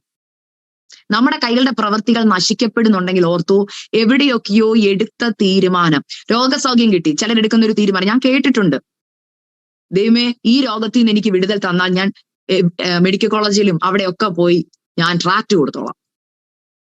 ഞാൻ ഉറപ്പായിട്ടും പറയും ഞാൻ കർത്താവിനെ കുറിച്ച് ട്രാക്ട് കൊടുത്തോളാം. എന്നാൽ ഇത് കിടക്കെ കിടന്നുകൊണ്ട് പറയാൻ എളുപ്പമാ. കഷ്ടപ്പാടിന്റെ ആധിക്യം കൊണ്ട് വാക്കുവരുപ്പം വരും. എന്നാൽ കർത്താവ് ക്യാൻസറിൽ നിന്ന് വിടുതൽ തന്നു, ICUന്ന് കർത്താവ് വിടുതൽ തന്നു. എഴുന്നേറ്റ് കഴിഞ്ഞാൽ എന്താ സംഭവിക്കുന്നത്? പിന്നെ ആരോഗ്യം കർത്താവ് തരുന്നു, ബലം കർത്താവ് തരുന്നു. ഓ കർത്താവെ, എനിക്ക് നാണക്കേടാ, അവരുടെയൊക്കെ അടുക്ക ചെന്ന് എങ്ങനെയാ പറയുന്നേ, ഇങ്ങനെ നാണക്കേടാ. പക്ഷെ വിടുതൽ കിട്ടിയപ്പോ നാണക്കേടുണ്ടായിരുന്നോ? ആശുപത്രി കിടന്നപ്പോ നാണക്കേടുണ്ടായിരുന്നോ? ഇല്ല. എന്നാൽ കർത്താവ് ചെയ്ത നന്മ പറയാൻ എവിടെയോ ഒരു നാണക്കേട്. ഇന്ന് അവിടെ ആ കാര്യത്തിൽ, ഇതിനെ ഞാൻ പറഞ്ഞ ചതിവ്. പലപ്പോഴും നമുക്ക് ആ വാക്കിന്റെ അർത്ഥം, ഞാൻ പല വേർഷനും ഞാൻ നോക്കി, എന്തുവാ കർത്താവ് ഈ ചതി. എന്റെ ജീവിതത്തിൽ കർത്താവ് എന്നെ പഠിപ്പിച്ചത് ഞാൻ പറഞ്ഞല്ലോ, പലർക്കും പല മേഖലയായിരിക്കും. എന്നാൽ എന്റെ ജീവിതത്തിൽ കർത്താവ് എന്നെ പഠിപ്പിച്ചൊരു മേഖലയാത്. നമ്മൾ പലപ്പോഴും ചതിക്കുന്ന ഏറ്റവും വലിയ വ്യക്തി നമ്മുടെ കർത്താവിനെയാണ്. യൂദ 30 വെള്ളിക്കാശിന് ഒറ്റ കൊടുത്തെന്ന് പറയുമ്പോൾ നമുക്കതൊരു വലിയ പാപമാണ്. എന്നാൽ നമ്മൾ എത്ര വട്ടം നമ്മുടെ കർത്താവിനെ ഒറ്റ കൊടുത്തിട്ടുണ്ട്? ചിന്തിക്കാറുണ്ടോ ആരെങ്കിലും? ചതിവ്, വ്യാജഭാവം, അത് ദൈവദാസന്മാരോടായിക്കൊള്ളട്ടെ. എന്നെ അതിനകത്ത് ഏറ്റവും കൂടുതൽ ബൈബിളിൽ നിന്ന് ഒരു വ്യക്തിയെ കാണിച്ചു തരാമോ എന്ന് ചോദിച്ചാൽ എനിക്ക് ഭയങ്കര റെസ്പെക്ട് ഉള്ള ഒരു വ്യക്തി ദാവീദാ. ദാവീദ് അഭിഷക്തനാ. ഈ അഭിഷക്തൻ ചെയ്ത ഒരു കാര്യം, ശൗല് അഭിഷേകം നഷ്ടപ്പെടുത്തിയവനാ. എന്നാൽ ദാവീദിന്റെ മനോഭാവം എന്തായിരുന്നു ശൗലിനോട്? ശൗല് എപ്പോ ദാവീദിനെ കണ്ടാലും കുന്തം കൊണ്ട് കുത്താൻ നിൽക്കുക, എപ്പോഴും കുത്താൻ നിൽക്കുക ശൗല്. അവിടുന്നൊക്കെ ദാവീദ് ഒഴിഞ്ഞു മാറുക. എന്നാൽ ദാവീദിന് ശൗലിനെ മുമ്പിൽ കിട്ടുമ്പോഴും ദാവീദ് വ്യാജഭാവമായിരുന്നോ കാണിച്ചത്? അല്ല. ദാവീദിന്റെ മനോഭാവം നമുക്ക് കാണാം. അവന്റെ കൂടെയുള്ള പടയാളികൾ വന്ന് പറയുന്നുണ്ട്, ദേ ശൗലിനെ നമ്മുടെ കൈ തന്നേക്കുക, നിന്റെ ദൈവമായ യഹോവ നിന്നോട് പറഞ്ഞിട്ടില്ലേ നിന്റെ ശത്രുവിനെ നിന്റെ കൈ തരൂന്ന്, ദാണ്ട് നിൽക്കുന്നു, കൊന്നുകളാ. അപ്പോഴും ദാവീദ് പറയുന്നത് എന്താ? ഞാൻ അഭിഷക്തന് നേരെ കൈ ഉയർത്തത്തില്ല. ദൈവത്തിന്റെ അഭിഷക്തനാവൻ ശൗല്. കാരണം കർത്താവിന്റെ അഭിഷേകം ഒരിക്കൽ പ്രാപിച്ചവനാ. ഞാനായിട്ട് എന്ത് ചെയ്യത്തില്ല. അതുകൊണ്ട് നമുക്ക് ദാവീദിന്റെ കുറ്റബോധം പോലും കാണാൻ പറ്റും. ശൗലിന്റെ വസ്ത്രത്തിന്റെ ഒരറ്റം മുറിച്ചെടുത്തപ്പോ പോലും ദാവീദിന്റെ ഹൃദയത്തിനകത്ത് കുറ്റബോധമാണ്. അതുമായിട്ട് ഓടി ശൗലിന്റെ അടുക്ക ചെന്നിട്ട് പറക്കണ്ടോ, നിന്നെ എന്റെ കൈ കിട്ടിയതാ, പക്ഷെ ദൈവം നിന്നോട് ചെയ്തോട്ടെ, ഞാൻ ചെയ്യത്തില്ല. എന്നാൽ നമ്മൾക്ക് മനോഭാവം എങ്ങനെയായിരിക്കും? നമ്മളെ കുന്തം കൊണ്ട് കുത്താൻ നിൽക്കുന്നവര് ദേഷ്യത്തോടെയല്ലേ നമ്മൾ അവരെ കാണുന്നത്? നമുക്ക് അവരെ സ്നേഹിക്കാനോ അതൊരു അഭിഷക്തനാന്ന് മനസ്സിലാക്കാനോ, അല്ലെങ്കിൽ നമ്മൾ ആരെങ്കിലും പറയുമോ ആ വ്യക്തി അഭിഷക്തനാണ്? നമ്മളെ കുത്തുമായിരിക്കും, നമ്മളെ ഒറ്റപ്പെടുത്തുക. പക്ഷെ നമ്മളുടെ ഭാവം, നമ്മൾ പുറത്ത് കാണിക്കുന്ന ഭാവം എന്തായിരിക്കും? അത് ഏത് മേഖലയിലുമാകാം. പരിശുദ്ധാത്മാവ് ഇന്ന് പറയുക, മടങ്ങി വരണം, സൗഖ്യമാകണം. നിങ്ങൾക്ക് ആ ഏരിയ സൗഖ്യയില്ലേ പറയണേ, കർത്താവേ എന്നിൽ കുറവുണ്ട്, ചതിവുണ്ട്, വ്യാജഭാവമുണ്ട്. അത് കഴിഞ്ഞിട്ട് പറയാം അസൂയ. അസൂയ വലിയൊരു പാപമാണ്. ഈ അസൂയ, നമ്മൾ പറയും നമുക്ക് ആർക്കും അസൂയയില്ലെന്ന്, പക്ഷെ അസൂയ അറിയാതെ വരും ഉള്ളിൽ. എപ്പോഴാ? നമ്മളെക്കാൾ ഒരാൾ ശുശ്രൂഷിക്കുമ്പോൾ, അല്ലെങ്കിൽ നമ്മളെക്കാൾ ഒരാൾ പ്രാർത്ഥിക്കുമ്പോൾ ഇത് അറിയത്തില്ല. ഇത് എങ്ങനെ പുറത്തു വരുന്നറിയോ? ആ വ്യക്തിയുടെ പേര് കേൾക്കുമ്പോഴോ, ഇന്നലെ ഞാൻ പറഞ്ഞ ആ വ്യക്തിയുടെ പേര് കേൾക്കുമ്പോഴോ, അല്ലെങ്കിൽ ആ വ്യക്തിയെ കുറിച്ച് ചിന്തിക്കുമ്പോഴോ, ആ വ്യക്തിയുടെ മിനിസ്ട്രി കാണുമ്പോഴോ പെട്ടെന്ന് നമ്മുടെ ഉള്ളിൽ ഒരു കത്തല്, അതിനകത്തൊരു കുറവ് എന്തായാലും നമ്മൾ കണ്ടുപിടിച്ചിരിക്കും. ശുശ്രൂഷയൊക്കെ കൊള്ളായിരുന്നു, പക്ഷെ മനസ്സിലായോ? അവിടെ അറിയാം അസൂയ തുടങ്ങിയിട്ടുണ്ട്. എവിടെയാ? അതിന് ഏറ്റവും നല്ല ഉദാഹരണം ദാവീദും ശൗലും. ശൗലിന് ദാവീദ് ഒരു നന്മയല്ലേ ചെയ്തു കൊടുത്തേ? എന്തോ നന്മയെ ചെയ്തു കൊടുത്തേ? ഈ 40 ദിവസമായിട്ട് വെല്ലുവിളിച്ച ഗോലിയാത്തിനെ അഭിഷേകമുള്ള ദാവീദ് എന്ന് കൊന്നു. ശൗലെ നിനക്ക് പറ്റിയോ? പറ്റിയില്ല. ശൗലിന് പറ്റിയില്ല. എന്നാൽ നിയോഗമുള്ള അഭിഷേകമുള്ള കൊച്ചു പയ്യനെ ദാവീദിന് അത് കഴിഞ്ഞു. അപ്പോഴും ശൗലിന് കുഴപ്പമില്ല. എന്നാൽ ശൗലിന് കുഴപ്പം വന്ന എപ്പോഴാണെന്നറിയോ? ജനം അങ്ങോട്ട് പാട്ട് പാടാൻ തുടങ്ങി. എന്തുവാ? ശൗൽ 1000 കൊന്ന്, ദാവീദ് 10. അപ്പൊ ശൗല് പറഞ്ഞൊരു വാക്കുണ്ട് കേട്ടോ, അവൻ 1000 കൊടുത്തു, അല്ല എനിക്ക് 1000 തന്നുള്ളൂ, അവര് 10,000 കൊടുത്തു. ശരിക്കും 10,000 കൊടുത്തു. നമ്മളൊന്ന് ചിന്തിച്ചു നോക്കിയാ, ഇത്രയും പക്വതയുള്ള പ്രായമുള്ള ഒരു രാജ്യത്തിന്റെ രാജാവിന്റെ വായിന്ന് വരേണ്ട വാക്കാണോ അത്? എനിക്ക് നിങ്ങൾ 1000 തന്നുള്ളൂ, അവനിത് 10,000 കൊടുത്തു. ആ കൊച്ചും നമ്മൾ തന്നെ ഇപ്പം ഞാൻ എന്റെ ചെറിയ പ്രായത്തില് ലൈക്ക് പറയും, എനിക്ക് ഒരു 10 വയസ്സൊക്കെ ഉള്ളപ്പോ എനിക്ക് 2 അനിയത്തിമാരുണ്ട് ആ സമയത്ത്. അപ്പൊ ഞാൻ ചെറിയ കാര്യത്തിന് ഇപ്പൊ എന്റെ ഏറ്റവും ഉള്ള അനിയത്തിമാരോട് വഴക്ക് പിടിക്കാന്ന് ഓർത്തത്. ഈ കഴിഞ്ഞ പ്രാവശ്യം നാട്ടിൽ ചെന്നപ്പോ എന്തോ ഒരു ചെറിയ കാര്യത്തിന് ഞങ്ങൾ അങ്ങോട്ട് എനിക്കത് വേണം എന്നൊക്കെ പറഞ്ഞ് മമ്മി ചോദിച്ചൊരു കാര്യമുണ്ട്. എന്റെ അക്സ കല്യാണം കഴിച്ച് 2 പിള്ളേരുമായി, നിനക്ക് ഈ കൊച്ചു പിള്ളേരുമായിട്ട് ഇങ്ങനെ ചുമ്മാ കുസൃതി കാണിക്കാൻ നാണമില്ലേന്ന് ചോദിച്ചു. ആക്ച്വലി ഇത് തന്നെയല്ലേ ശൗലും ദാവീദും നോക്കിയാ. ശൗല് നല്ല എന്താ പറഞ്ഞ, പുറമെ ശരീരം കൊണ്ട് നോക്കിയാലും വലിയവനാ, പക്വത കൊണ്ട് നോക്കിയാലും വലിയവൻ, ഒരു രാജ്യത്തിന്റെ രാജാവ്. എന്നാൽ ഒരാൾക്ക് ഒരു പ്രൈസ് കിട്ടുമ്പോൾ വരുന്ന ആ അസൂയ, അതും ശൗലിന്റെ പതനത്തിനൊരു കാരണമാണ്. അത് ശൗല് വിട്ടുകളയായിരുന്നു. പക്ഷെ ശൗൽ ഇത് എത്ര നാൾ ഹോൾഡ് ചെയ്ത് നിങ്ങൾ കണ്ടിട്ടുണ്ടോ? ഒന്ന് നോക്കി, ശൗലും ദാവീദുമായിട്ടുള്ള ഒരു യാത്ര തന്നെ നിങ്ങൾ നോക്കിയാൽ നിങ്ങൾക്ക് അത് കാണാൻ കഴിയും. ശൗലും ദാവീദുമായിട്ടുള്ള യാത്ര നോക്കി. ദാവീദാണോ ശൗലിനെ കൊല്ലാൻ നടന്നത്? അല്ല, അവിടെ എഴുതിയിരിക്കുന്ന എങ്ങനെയാ? ശൗല് എന്താ പറഞ്ഞേ, തക്കം നോക്കി നിൽക്കുക ദാവീദിനെ കൊല്ലാൻ. ദാവീദ് എവിടെ പോയാലും ഫോളോ ചെയ്യുക. ദാവീദ് ഒഴിഞ്ഞ് മാറി പോകുക. ഒന്ന് ഓർത്തു നോക്ക് ദൈവമക്കളെ. അതിനേക്കാൾ എന്നെ ചിന്തിപ്പിച്ചത് ഈ ദാവീദിന്റെ മനോഭാവം. ഇത്രയും ശൗല് ചെയ്യുന്നുണ്ടെന്ന് അറിഞ്ഞിട്ടും ശൗല് മരിച്ചപ്പോൾ ദാവീദ് അവിടെ കരയുന്നത് നമുക്ക് കാണാൻ കഴിയും. ശമൂവേലിന്റെ പുസ്തകം വായിക്കുമ്പോൾ അറിയാം, ദാവീദ് കരയുകയാണ്. അതുമാത്രമല്ല, നമുക്കാണെങ്കിൽ ഒരു വ്യക്തി, മറ്റൊരു കുടുംബത്തിൽ നിന്ന് ഒരു വ്യക്തി നമ്മളോട് എന്തെങ്കിലും കാണിച്ചാൽ അവരുടെ തലമുറയോടും അതിന്റെ തലമുറയോടും വരെ നമ്മൾ വക വെച്ചുകൊണ്ടിരിക്കും. നമ്മൾ പറയും, നമ്മുടെ പിള്ളേരുടെ വെറുതെ അവരോടൊന്നും കൂട്ടുകൂടിയെങ്കിൽ അവരാരെന്നറിയോ, നമ്മുടെ അപ്പച്ചനോട് ഇന്നത് ചെയ്തവരാ, പണ്ട് അവര് മരിച്ചും പോയി. അത് അടുത്ത ജനറേഷനിലോട്ട് പാസ് ചെയ്യുക. നമ്മൾ പോലും അറിയുന്നത് നമ്മുടെ തലമുറ നമ്മുടെ വാക്കുകൾ കേട്ടോണ്ടായിരിക്കുന്നത്. നമ്മുടെ വാക്ക് കേട്ടോണ്ടായിരിക്കുന്നത്. നമ്മളിത് പാസ് ചെയ്യുക അടുത്ത തലമുറയ്ക്ക്. ഇന്നയാളുടെ മോനാ അത്, അതുകൊണ്ട് നീ സൂക്ഷിക്കണം. എന്നാൽ ദാവീദ് കാണിച്ച് അഭിഷേകം ഉള്ളതിന്റെ അഭിഷേകം ഉള്ളതും അഭിഷേകം നഷ്ടപ്പെട്ടതിന്റെ വ്യത്യാസമാണ് ഞാൻ പറയുന്നത്. പരിശുദ്ധാത്മാവ് ഒരാളിലുണ്ടെങ്കിൽ ദാവീദ് ചെയ്ത ഒരു കാര്യം, ശൗലിന്റെ കുടുംബത്തെ എല്ലാവരും മറന്നു. ശൗല് മരിച്ചു, എല്ലാവരും മറന്നു. എന്നാൽ ദാവീദ് അന്വേഷിക്കുക, ശൗലിന്റെ കുടുംബത്തിൽ ആരെങ്കിലും ഉണ്ടോ? കാരണം ദാവീദ് യോനാഥാൻ ഒരു തീരുമാനം, ഒരു എന്താ പറയുക, വാക്ക് കൊടുത്തിരുന്നു. ദാവീദ് അന്വേഷിക്കുക, ആരെങ്കിലും ഉണ്ടോ അവന്റെ കുടുംബത്തിൽ ജീവനോടെ? അപ്പൊ അറിയുക, ഉണ്ട്, 2 കാലും തളർന്ന മെഫിബോശെത്ത്. ആ ശൗലിന്റെ ഗ്രഹത്തിലുള്ളതാണെന്ന് അറിഞ്ഞിട്ടും ആ മെഫിബോശെത്തിനെ കൊട്ടാരത്തിൽ കൊണ്ടുവരാൻ കാണിച്ച മനസ്സാ ദാവീദിന്റെ മനസ്സ്. നമ്മളിൽ എത്ര പേർക്ക് അതുണ്ട്? അതുകൊണ്ടാ നമ്മൾ അപ്പോസ്തല പ്രവൃത്തിയിൽ വായിക്കും ഇങ്ങനെ പറയുന്നത്, ദൈവത്തിന്റെ ഹൃദയപ്രകാരം നടന്ന മനുഷ്യനാ ദാവീദ്. നമുക്ക് എങ്ങനെ ഹൃദയപ്രകാരം നടക്കാൻ കഴിയും? ഒന്ന്, ഞാൻ ഈ പറഞ്ഞ വചനങ്ങളിലെല്ലാം നിങ്ങൾ മനസ്സിലാക്കേണ്ടത് കർത്താവിന്റെ ഹൃദയം അറിയുക. കർത്താവിന്റെ ഹൃദയം എന്താണെന്നറിയാമോ? ശുദ്ധീകരണം. ഞാൻ ഇന്ന് പറഞ്ഞ ഭാഗങ്ങളൊക്കെ മറഞ്ഞു കിടക്കുന്ന പാപങ്ങൾ, അസൂയ, വ്യാജഭാവം, ചതിവ്. ദൈവമക്കളെ, നമ്മൾ വലിയ പാപങ്ങളൊന്നും ചെയ്യുന്നുണ്ടാവില്ല. നമ്മൾ പറഞ്ഞാലേ ഞാൻ കൊല ചെയ്യുന്നില്ല, ഞാൻ ആരെയും മോഷ്ടിക്കുന്നില്ല. എന്നാൽ ഞാനും ഇതുപോലൊക്കെ ചിന്തിച്ച ഓരോ കാര്യങ്ങൾ ഞാൻ നോക്കുമ്പോൾ എന്റെ ഉള്ളിൽ ഈ പാപം കിടപ്പുണ്ട്. എന്തുവാ? മോഷ്ടിച്ചിട്ടില്ലെന്ന് പറയും. ഞാൻ എപ്പോഴും ഓർക്കും, കർത്താവെ ഞാൻ എന്തെങ്കിലും പിന്നെ ഞാൻ ഓർക്കും, കർത്താവിന് കൊടുക്കേണ്ട സമയം ഞാൻ മോഷ്ടിക്കാറുണ്ട് എന്റെ കാര്യത്തിന് വേണ്ടി. കർത്താവിന് കൊടുക്കേണ്ട ദശാംശം ഞാൻ എടുത്തിട്ടുണ്ടോ? ഇതൊക്കെ ഞാൻ ചിന്തിക്കാറുണ്ട്. ഞാൻ ഓർത്ത ദശാംശം കൊടുക്കുന്നത് ഒരു വലിയ കാര്യമാണ്, ദശാംശം കൊടുക്കുന്ന വലിയൊരു കാര്യമാണെന്ന് ഞാൻ ചിന്തിച്ചിട്ടുണ്ട്. എന്നാൽ കൊടുക്കുന്നതല്ല കർത്താവ് നോക്കും, നമ്മുടെ ഹൃദയത്തെ നമ്മൾ അത് എങ്ങനെയാ കൊടുക്കുന്നത്. വ്യാജഭാവം അതിനകത്തും ഉണ്ടോ? ഉള്ളിൽ കൊടുക്കണ്ടെന്നും സഭയിൽ കൊടുത്തെന്ന് കാണിക്കാനും കൊടുക്കുന്നതും വ്യാജഭാവം അല്ലേ? അനന്യ സഫീറ അതല്ലേ ചെയ്തത്? ഇതൊക്കെ നമ്മൾ പരിശോധിക്കണം. ഈ മനോഭാവങ്ങളിൽ നമ്മൾ മറഞ്ഞു കിടക്കുന്നുണ്ടെങ്കിൽ, ഇന്ന് ഞാൻ കഴിഞ്ഞ ദിവസം പറഞ്ഞാൽ ഡീപ് ക്ലീനിങ്. ഒരു ഗസ്റ്റ് വീട്ടിൽ വരുമ്പോൾ അടിച്ചുവാരി തൂത്തുവാരും എല്ലാം ചെയ്യുമെങ്കിലും കട്ടിലിന്റെ അടിയും അലമാരയുടെ കീഴെയും ഇതൊന്നും നമ്മൾ നോക്കാറില്ല. ഇതുപോലെ പലപ്പോഴും നമ്മുടെ ഹൃദയത്തിന്റെയും അടിത്തട്ടുകൾ നമ്മൾ നോക്കാറില്ല. എന്നാൽ അടിത്തട്ടുകൾ നോക്കുമ്പോൾ നമുക്കറിയാം ഇത് കുറെ കാലമായി കിടക്കുകയാണ്. കുറേ കാലമായി കിടക്കാം, പക്ഷെ നമ്മൾ ആരും ഇതിനെ മൈൻഡ് ചെയ്യുന്നില്ല.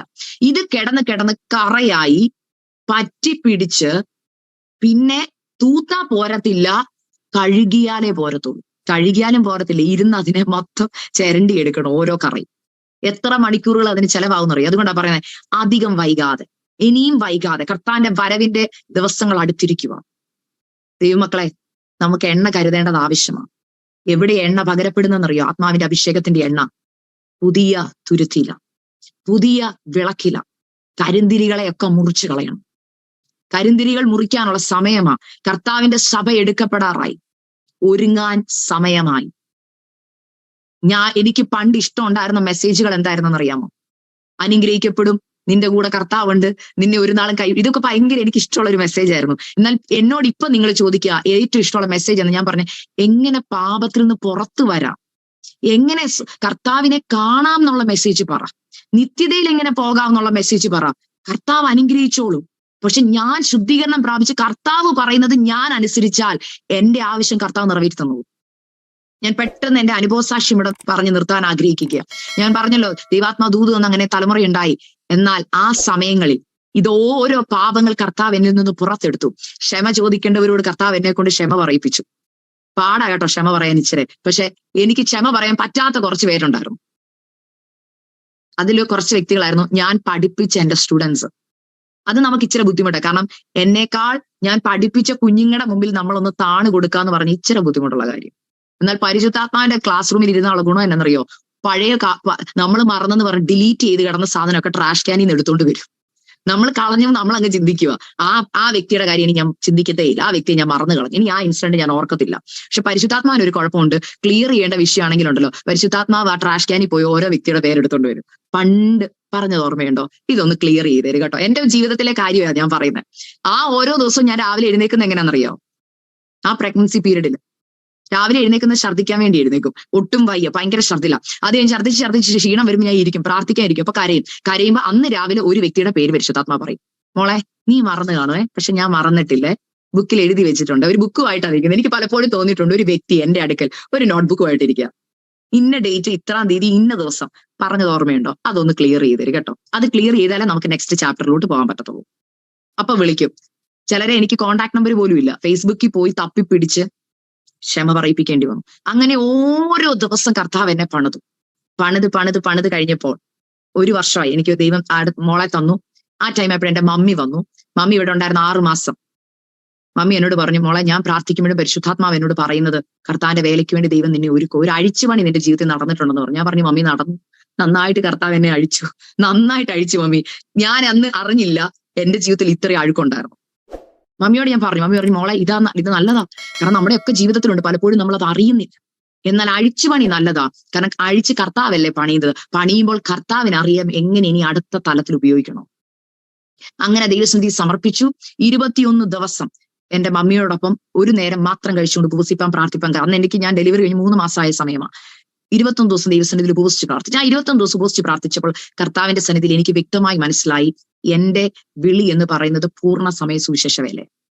എന്നാൽ അങ്ങോട്ട് സമർപ്പിക്കാൻ ബുദ്ധിമുട്ടാണ്. യെസ് എന്നൊന്ന് പറയും. കാരണം എനിക്കറിയാം ഇതൊരു എഗ്രിമെന്റ് സൈൻ ചെയ്യുന്നതിന് തുല്യമാണ്. ഒരു കോൺട്രാക്ട് ഞാൻ സൈൻ ചെയ്യുക. അത് ഞാൻ ആലോചിച്ച് തീരുമാനിച്ച് വേണം സൈൻ ചെയ്യാൻ.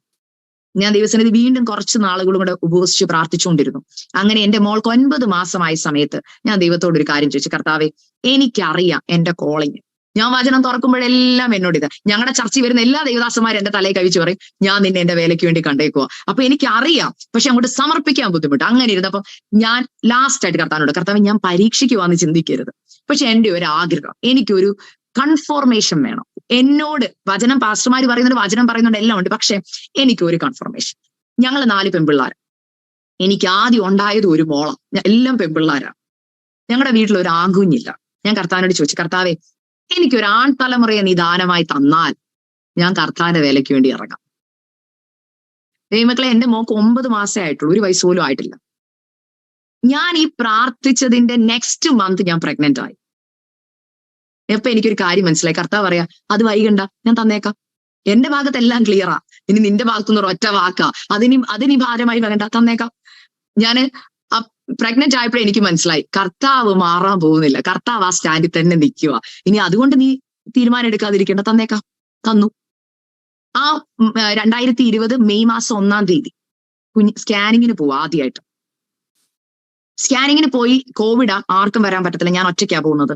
ഞാൻ അവിടെ ചെന്ന് സ്കാനിങ് ടേബിളെ കിടക്കുമ്പോൾ സാധാരണ നഴ്സുമാർ ആദ്യം ചെയ്യുന്നത് ഫുൾ ബേബിയുടെ അനാട്ടമി മൊത്തം ചെക്ക് ചെയ്തിട്ട് നമ്മളോട് പറയും. അത് കഴിഞ്ഞ ജെൻഡർ. ഈ രാജ്യത്ത് ഒരു പ്രത്യേകത ഉണ്ട്, നമുക്ക് ആണോ പെണ്ണോ എന്നറിയാം. കൂടാതെ അത് വേണമെങ്കിൽ രഹസ്യമായിട്ട് വേണമെങ്കിൽ ഒരു എൻവലപ്പിൽ എഴുതി തരും. ചിലർ ഡെലിവറിക്ക് അറിഞ്ഞാൽ പറഞ്ഞെന്ന് പറഞ്ഞാൽ അങ്ങനെ നമ്മുടെ ഇഷ്ടമാണ്.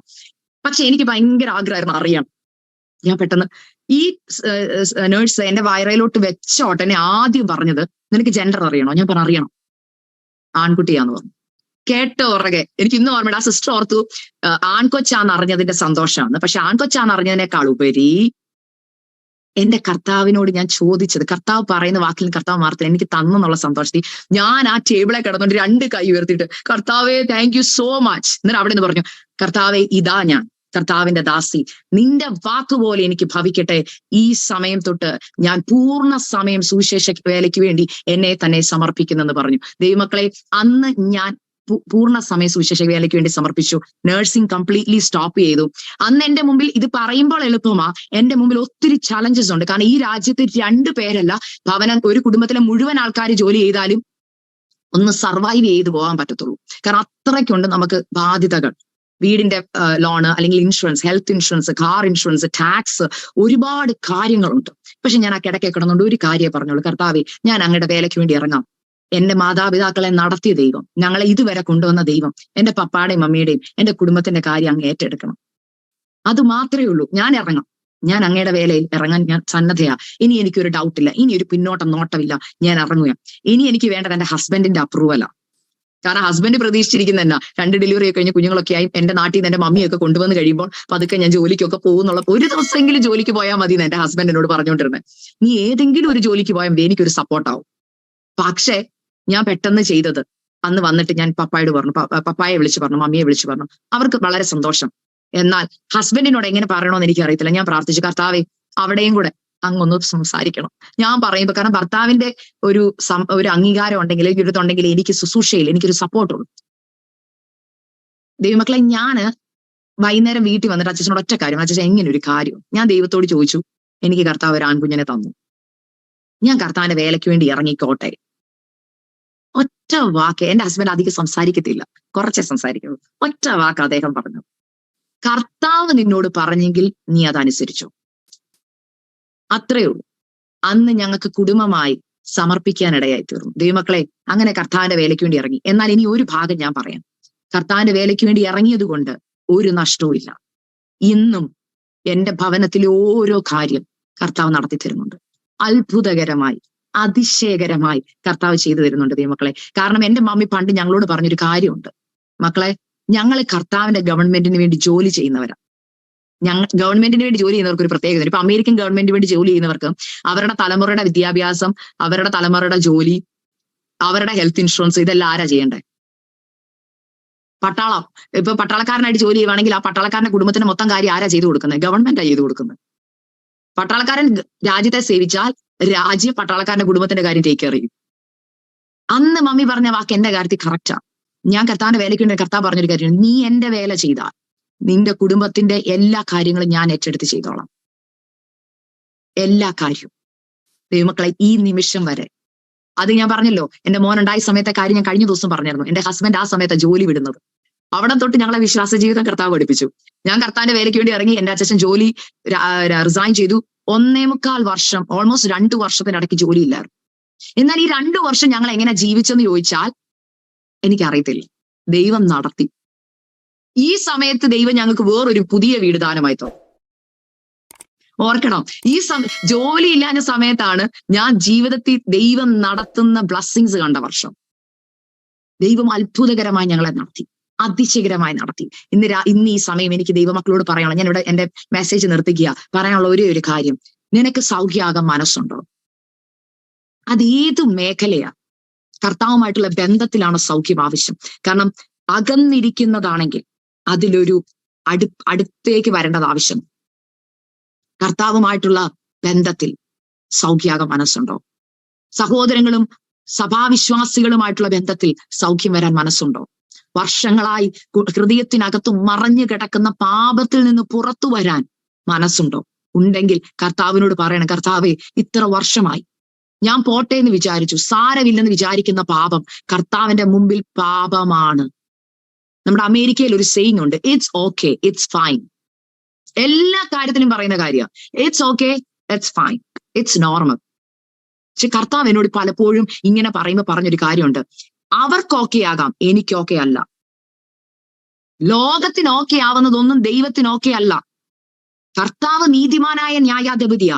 കർത്താവ് നമ്മളോട് പറയുകയാ, നോ ഇസ് നോ. കർത്താവ് നോ പറഞ്ഞ വിഷയങ്ങളിൽ നോ തന്നെയാ. അത് ഏത് തരം പാപമാണെങ്കിലും ഈ ദിവസങ്ങളിൽ പാപത്തിൽ നിന്ന് പുറത്തു വരേണ്ടത് ആവശ്യമാണ്. ഞാൻ പറഞ്ഞല്ലോ, പത്രോസിന്റെ ലേഖനത്തിൽ നിന്ന് പറഞ്ഞതുപോലെ, എല്ലാ ചതിവും വ്യാജഭാവവും അസൂയയും എല്ലാ നികളവും എല്ലാം നീക്കി ഇപ്പോൾ ജനിച്ച ശിശുക്കളെ പോലെ നമ്മൾ ആകുമ്പോൾ കർത്താവ് പറയുക, എന്നാലേ വചനം എന്ന മായമില്ലാത്ത പാൽ കുടിച്ചാൽ നമ്മൾ വളരത്തുള്ളൂ. ഈ അസൂയയും എല്ലാ ചതിവും ഹൃദയത്തിൽ വെച്ചുകൊണ്ട് നമ്മൾ എത്ര വചനം കേട്ടാലും നമ്മൾ രൂപാന്തരം വരുന്നില്ല, നമ്മൾ ആത്മീയമായി വളർച്ച പ്രാപിക്കുന്നില്ല. ഇത് നീക്കിയിട്ട് നമ്മൾ സ്റ്റെപ്പ് ബൈ സ്റ്റെപ്പായിട്ട് വളരുവാൻ ആഗ്രഹിക്കുമ്പോൾ കർത്താവ് നമ്മളെ പണിയും. ആകയാൽ ഈ വചനങ്ങളാൽ ദൈവം നിങ്ങളെ എല്ലാവരെയും അനുഗ്രഹിക്കട്ടെ. എടുത്ത തീരുമാനങ്ങൾ, ഞാൻ പറഞ്ഞ വചനം സഭാപ്രസംഗി 5:1-7 വരെ പറഞ്ഞല്ലോ, നീയോ ദൈവത്തെ ഭയപ്പെടുക. ദൈവത്തെ ഭയമില്ലാതെ തീരുമാനങ്ങൾ എടുത്ത് സ്വപ്ന ബഹുത്വത്തിലും കഷ്ടതയുടെ ഞെരുക്കത്തിലും തീരുമാനങ്ങൾ എടുത്തിട്ട് മറന്നു പോയിട്ടുണ്ടെങ്കിൽ അത് തലമുറകളിൽ കണക്കിടും ദൈവം. അതുകൊണ്ട് ചില വിഷയത്തിൽ മറുപടി കിട്ടാതെ വരുന്നുണ്ടെങ്കിൽ പല കാര്യങ്ങൾ നമ്മൾ നോക്കും, എന്താ ഉപവസിക്കാത്തോണ്ടാണോ, പ്രാർത്ഥിക്കാത്തോണ്ടാണോ, എന്തുവാന്ന് ചിന്തിക്കും. പക്ഷെ ഈ മേഖല ആരും അറിയുന്നില്ല. ദൈവത്തോട് പണ്ടെടുത്ത തീരുമാനം. ഞാൻ ഒരു അനുഭവം ഒരു ദൈവദാസന്റെ പറഞ്ഞിട്ട് ഞാൻ വെക്കുവാണ്, എനിക്കത് പറയാൻ പരിശുദ്ധാത്മ പ്രേരിപ്പിക്കുന്നുണ്ട്. ഞാൻ ഒരു ദൈവദാസൻ പ്രസംഗിച്ചപ്പോൾ കേട്ടൊരു കാര്യമാണ്. ഒരു ബുക്കിൽ, ഞാൻ ഒന്നുകൂടെ എൻ്റെ ആ ബുക്ക് ഇരിപ്പുണ്ട്, ഞാൻ അതൊന്ന് വായിച്ചിട്ട് ഞാൻ വേണമെങ്കിൽ കൺഫർമേഷൻ ആയിട്ട് പറയാം. എന്നാൽ ഞാൻ ഇതൊന്ന് ഷോർട്ട് ആയിട്ട് പറഞ്ഞോട്ടെ. ഒരു ദൈവദാസൻ പറഞ്ഞൊരു ടെസ്റ്റിമണിയാണ്.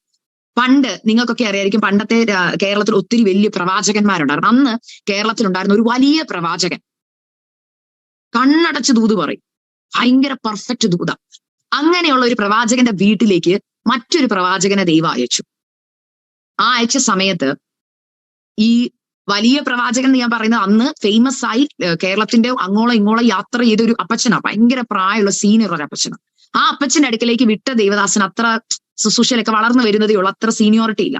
എന്നാൽ ഈ ദൈവദാസൻ, ഈ സീനിയോറിറ്റി ഇല്ലാത്ത ദൈവദാസൻ ഈ സീനിയോറിറ്റി ഉള്ള ദൈവദാസന്റെ അടുക്കൽ ചെന്ന്, പ്രവാചകന്റെ അടുക്കൽ ചെന്ന് പറഞ്ഞു, അപ്പച്ചാ ഞാൻ പ്രാർത്ഥിക്കുമ്പോൾ ദൈവാത്മാവ് എനിക്കൊരു ദൂത് നൽകി തരുന്നുണ്ട്. എന്തുവാ? നിന്നെ എന്റെ സന്നിധിയിൽ അവിശ്വസ്തനായി ഞാൻ കണ്ടിരിക്കുന്നു. ഒന്ന് ഓർത്തു നോക്കിയേ, വലിയ പ്രവാചകനാ, പെട്ടെന്ന് ഉൾക്കൊള്ളാൻ പറ്റുമോ? നിങ്ങളൊന്ന് ചിന്തിച്ചു നോക്കിക്കേ. ഞാൻ അവിശ്വസ്തനോ? ഞാൻ കർത്താവിന് വേണ്ടി ഇന്നൊക്കെ ചെയ്തിട്ട് ഞാൻ അവിശ്വസ്തനാണോ? എന്നാൽ ആ ദൈവദാസന് പെട്ടെന്ന് പറഞ്ഞ ദൈവദാസന് വിഷമായി പോയി. ദൈവമേ, ഞാൻ ദൈവം പറഞ്ഞതല്ലേ പറഞ്ഞത്. ഈ രണ്ട് ദൈവദാസന്മാരും അല്പസമയം സംസാരിച്ചിട്ട് 2 മുറികളിലേക്ക് പോയി. ഇവർ രണ്ടുപേരും പ്രാർത്ഥിക്കാൻ തുടങ്ങി. അപ്പൊ ഈ ചെറിയ ദൈവദാസൻ, ഇപ്പൊ ചെന്ന് ദൂത് പറഞ്ഞ ദൈവദാസൻ പ്രാർത്ഥിച്ചു, കർത്താവേ ഞാന് പറഞ്ഞുപോയി, എനിക്കിതിനകത്തൊരു കൺഫർമേഷൻ തരണം, എന്തിൽ അദ്ദേഹം അവിശ്വസ്തനായെന്ന് എന്നെ അറിയിക്കണം. അപ്പോൾ ആ ദൈവദാസൻ ഇങ്ങനെ പറഞ്ഞു, കർത്താവ് സംസാരിക്കുക ദൈവദാസനോട്, നീ ചെന്നിട്ട് പറയണം, അദ്ദേഹത്തിന്റെ മുറിയിലെ അലമാരിയിൽ ഇന്ന തട്ടിലിരിക്കുന്ന ഡയറിയുടെ ഇത്രാമത്തെ പേജില്, ഇത്രാമത്തെ ലൈനില് അവൻ ഒരു കാര്യം ദൈവനാമത്തിന് വേണ്ടി കൊടുത്തോളാമെന്ന് നേർന്നിട്ടുണ്ടായിരുന്നു, അത് ഇതുവരെ കൊടുത്തിട്ടില്ല. ഈ ദൈവദാസൻ ഓടി ചെന്നിട്ട് ഇത് പറഞ്ഞു, അപ്പച്ചാ ദൈവാത്മാവ് എനിക്ക് കൺഫർമേഷൻ തന്നു, ഇന്ന കാര്യമാണ്. അദ്ദേഹം ഓടിച്ചെന്ന് നോക്കിയപ്പോ കറക്റ്റാ. അദ്ദേഹം ഓടിച്ചെന്ന് അലമാരി തുറന്നപ്പോൾ അലമാരിയുടെ ഇത്രാമത്തെ തട്ടിൽ ഡയറി ഇരിക്കുന്ന ഡയറിയുടെ ഇത്രാമത്തെ പേജിൽ എഴുതി വെച്ചേക്കുവാ, ഞാൻ ഇന്ന ദൈവദാസന് ഇത്ര മൂട്, അന്നത്തെ കാലത്ത് കപ്പ, ഇത്ര മൂട് കപ്പയും ഇത്ര ചാക്കരിയോ എങ്ങാണ്ട് ഞാൻ കൊടുത്തോളാം എന്ന് അദ്ദേഹം എഴുതിയിട്ടുണ്ടായിരുന്നു. പക്ഷെ അത് കൊടുത്തിട്ടില്ല.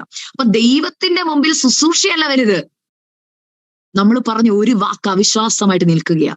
അപ്പൊ പറയുന്നെന്താ, അയ്യേ ഒരു മൂട് കപ്പയ്ക്ക് വേണ്ടിയാണോ കർത്താവ് നമ്മളെ ചോദ്യം ചെയ്യുന്നത് നമ്മളൊക്കെ ചിന്തിക്കും. പക്ഷെ കർത്താവിന് ഒരു പ്രത്യേകതയുണ്ട്, കർത്താവ് അനീതിയുള്ള ദൈവമല്ല, നീതിയുള്ള ദൈവമാണ്. ദൈവസന്നിധി നമ്മൾ പറഞ്ഞ വാക്ക് നമുക്ക് അത് അയ്യേ ഒരു 10 രൂപയല്ലേ ഉള്ളൂ, ഒരു 100 രൂപയല്ലേ ഉള്ളൂ.